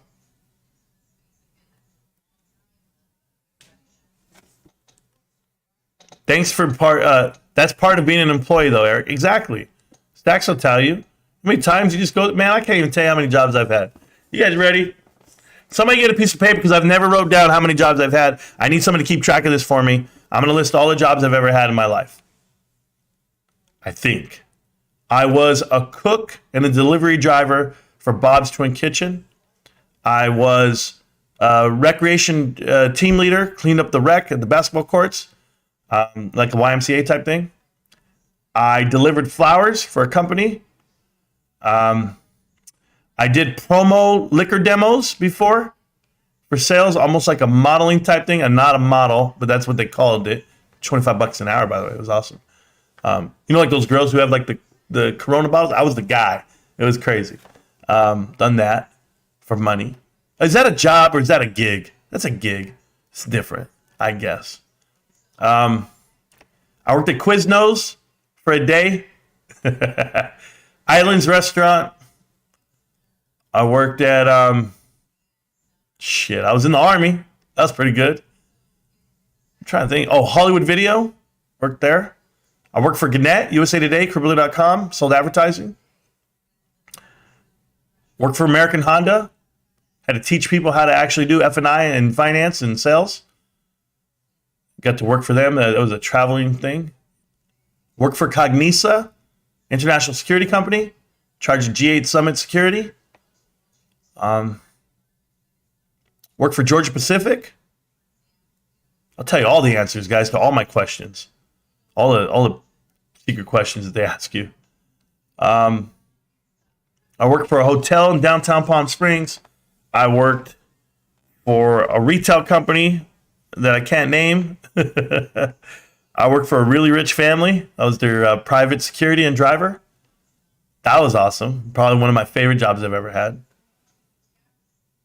Is that all I've ever had? I probably had more. I just can't remember. I don't really remember.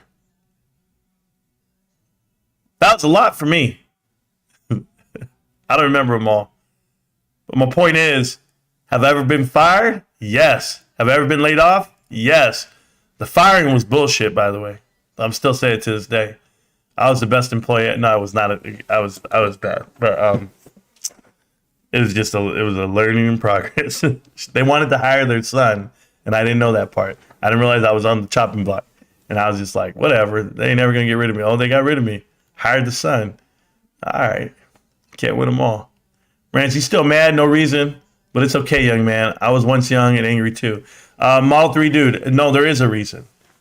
You forget. I read everything. I see everything. You and your two buddies, your whole gaggle of friends, you guys want to go in there and critique creators of content, and that's your content that you're creating. It's really bad. It's a bad look. Whenever I do it, I'm going to explain something to you, okay? When I call somebody out, like for making a YouTube video about mishope or misinformation, I come with facts about it.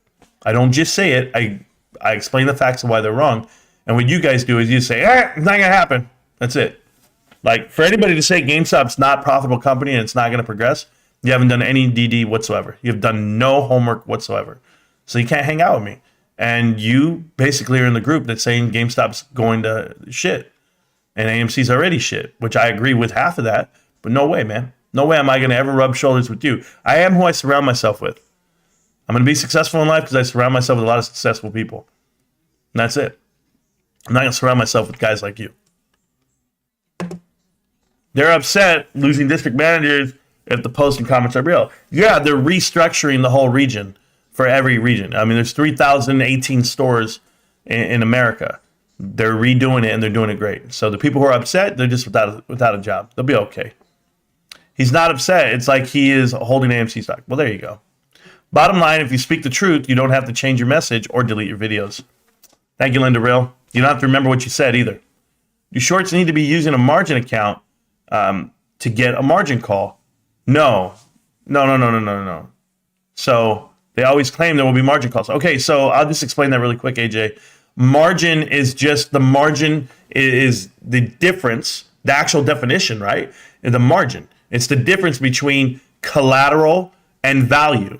So if I go and buy something and I short it, and I short it all the way down to the nuts, right? Like to the very ground, I have to have something to offset that short value. I have to have a long somewhere. It's just collateral in case it goes the other way. And when it does go the other way, okay, and that short goes up instead of going down like GameStop, now your long collateral better be worth as much as that's going up. And as it infinitely goes up and it goes beyond your collateral requirements that you have on hand, as this goes up, we pass that threshold, that's called a margin call. So now they're going to go ahead and liquidate your assets to pay for whatever that is up there. And you got to close out your short. That's what they're trying to make people do. You cannot do it. And what I mean by you cannot do it, you don't have enough money. You don't have enough money. If the whole world wants to get together and start manufacturing short squeezes, it would have been done a long time ago. It would have been done a long time ago. Really smart people out there would have been like, you know what, we can do this. The reason why you can't do it is because you don't know the exact position of the shorts. They have a self-reported clause in there, and you really never know how much they are short. So, and you don't understand the long either. This is why they're called hedge funds. They hedge their own bet. They can never really, if you watch the interview with Antara and Himanshu Gulati, whatever his damn name is, he went ahead and explained it. I'm considering taking Tesla private, $420, funding secured. So he wants to take Tesla private. Somebody's offering him $420 per share. Wow. Okay. Well, we'll see. He had that tweet in 2018. He was playing with fire. Elon Musk. I'm not a fan of Elon Musk. I know a lot of people are. I'm just not, because I don't like people who play their whole life out on Twitter. Like their whole business strategy on Twitter. I don't like Twitter. There we go. That is personal. All right. Anyway, yeah. So that's basically what a margin call is. It's when they run out of collateral and for what the short is, if it goes the opposite direction. Infinite losses? It could be. What the F are you talking about? Yeah, High Corner, we know. Facts in the real. Never ever have to remember what you said. See, Stacks is my guy, bro. Why is he deleting saying bye, though? Shorts using longs as collateral, and they will be diversified typically. They're unlikely to receive margin calls. Correct. It's hard. It's hard to happen. You have to have like a multi-pronged approach.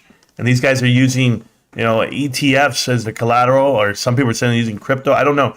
I don't know the new rule that's coming out. It said that they're going to have to, that they're not allowed to use certain securities, or they can't use options as collateral. I don't know how that's all going to work out, and I don't know exactly what I was reading and what people were talking about. I have to read it in detail, but me personally, I don't care. Like, I know you guys are looking for margin calls. I'm not. I don't care. I'm looking for a great earnings call. I'm looking for some good leadership. I'm looking for some good sales, good business strategy. I'm looking for the real shit from GameStop, so that when all that stuff does happen, they can't short it back down and think that it's not worth something. AMC goes up. GameStop goes up. AMC goes up. GME goes down. AMC goes down. It's called denial. No, Hector G. It's not called denial. I've already explained it to you. Like, why are you being selective on what we've explained? March, April, and May of 2021, tell me they move the same. If you think this is the same play, the same everything from January of 2021, which a lot of people like to do, then you tell me what happened in those months, those 3 months, because it wasn't what GameStop was doing. AMC wasn't doing what GameStop was doing. They didn't hedge until June and the deliberate run-up of AMC that you did not cause, because you couldn't cause it again if you wanted to. You couldn't cause it at $15. You couldn't cause it at 10. You couldn't cause it at 8. You couldn't cause it at 5. You couldn't cause it at 3. What was APE? 60 cents? Who bought in the whole world? Did everybody come buy in? Was there FOMO buying in this shit? You couldn't buy it at 50 cents a piece? You couldn't buy it at $1 a share? What do you mean? Where is the FOMO? Where is the rush? Where is the cause? You could do that right now. If you really move shit, then you guys could go buy this shit out of this. But right now at $4, $5 on AMC, you're joking. Joking. People pay double the price for AMC than the price of GameStop right now.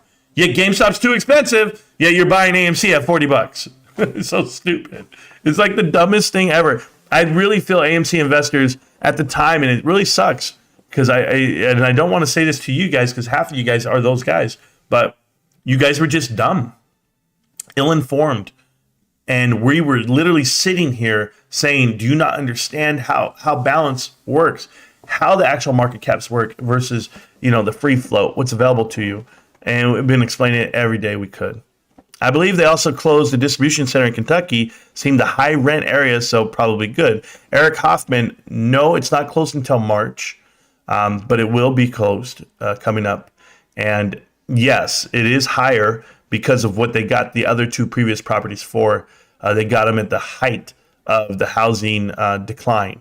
So they got it for like maybe 2%, 3% on a loan. It's really good. Really good. So yeah. No, it's called an algorithm, Hector, and AMC is called a front. Yes, I've dealt with equity basket swaps before, long versus short and short. They're typically margined at portfolio marginal rules.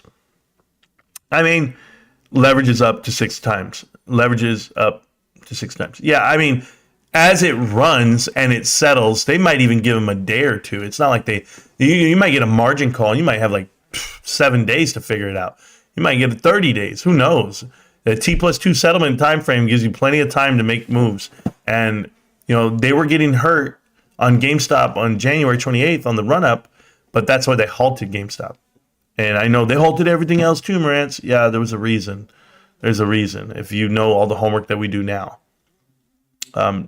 DRS might as well have just written that in the Sanskrit, though. Sure. Okay, where am I? I got to figure out where I'm at because I'm getting ready to go because I got to go get my boy from school. You're not kidding about the lack of interview skills, interview prep, and dressing for the job they want. Yeah, I'm well aware. That's why everybody should join the military. Future Whale, how you doing, man? Have you seen the videos from a girl named Stephanie that claims she's on Twitter a lot because her videos just seemed weird?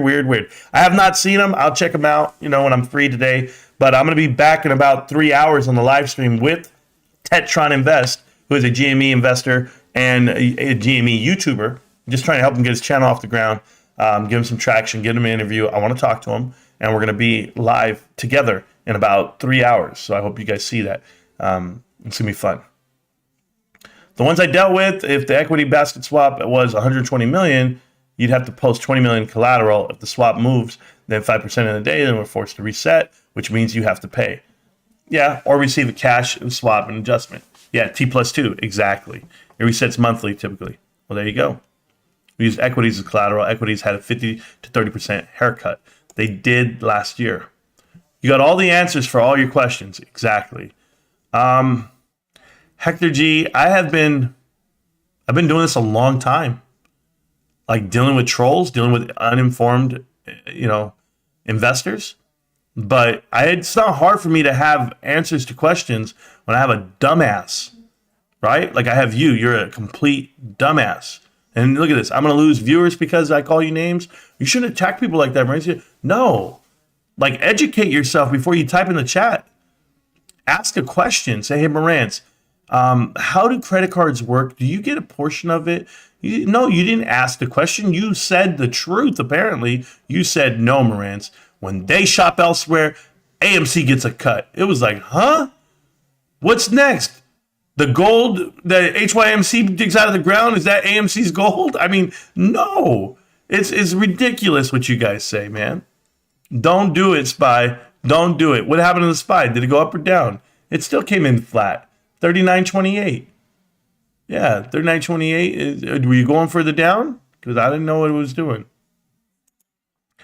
A is here. GameStop will go out of business. Okay. It's not even possible. GameStop could never go out of business with the current business model they have, and not possible. Not possible. And I know what I'm telling you guys. It is not possible. Okay? Just stop that, please. I already showed the balance sheet this morning, right here on the live. It's not possible. Okay, Marantz, thank you for your explanation and time. I wish you the best with your channel. Hey, I really appreciate you, Model 3 dude. Thank you so much for being cordial and respectful this stream. I'll check out another stream. But, I see what you guys say when we're offline. That's the difference. So, how is this guy still joining if he thinks Marantz Rantz is so wrong? Exactly. Jimmy has no business model. Explain how they make money sustainably. Last time I shopped at GameStop was over 15 years ago. Hi, bot. I mean, it's ridiculous. I grew up and worked on a farm. Needless to say, I didn't need any further motivation to hit the books. Yes, Pepper. I remember your story, and a hard life will get you there. Yeah, I'm with you, man.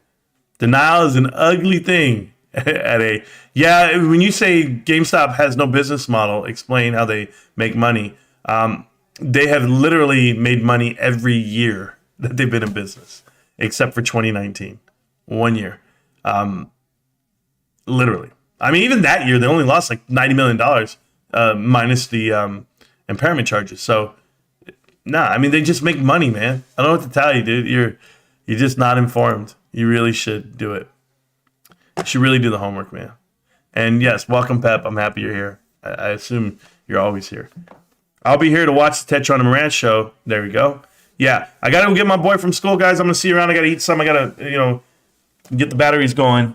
My wife just said something to me. She probably wants me to go get my boy. Yeah, I'm with you, Mama. Yeah, exactly. See, I'm right on cue. Anyway, guys, I really appreciate you guys so much. I hope you enjoy the content, the videos, the channel. Like, subscribe, do your thing. You know where to find me. And if you don't know the homework that we've done, we do it every day. Every day. Beat it down right. Get it right. Beat it up right. Hey, Stacks, don't quote me on this. But there you go. Hey, guys, GameStop. Can't stop, won't stop. GameStop. Saving them for Martinez. I'm trying my best, man. GameStop can't stop, won't stop. I'll see you around, millionaires. Peace. Yeah. Shit. I gotta go get my boy.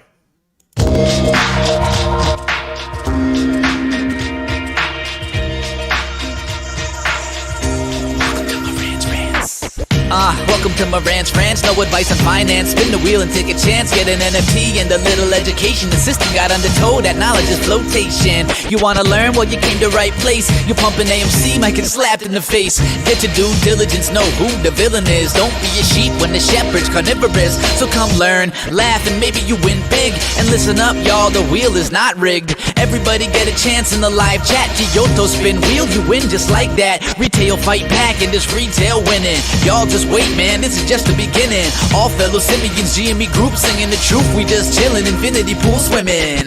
So welcome to Marantz Rantz. A lot of knowledge but no advice on finance. Don't even need pants, you can tune in naked like Kenny the Mayo Man. Internet's most hated. Don't wanna lose your money, then it's time for you to listen. If you're ignorant, invest in AMC or Superposition. The stream about ready, they told us to don't dance. I do what I want. Welcome to Marantz Rantz. Welcome to Marantz Rantz. Welcome to Marantz Rantz. Welcome to Marantz Rantz. Welcome to Marantz Rantz. Welcome to Marantz Rantz. Welcome to Marantz Rantz. Welcome to Marantz Rantz. Welcome to Marantz Rantz. Welcome to Marantz Rantz. Welcome to Marantz Rantz. Welcome to Marantz Rantz.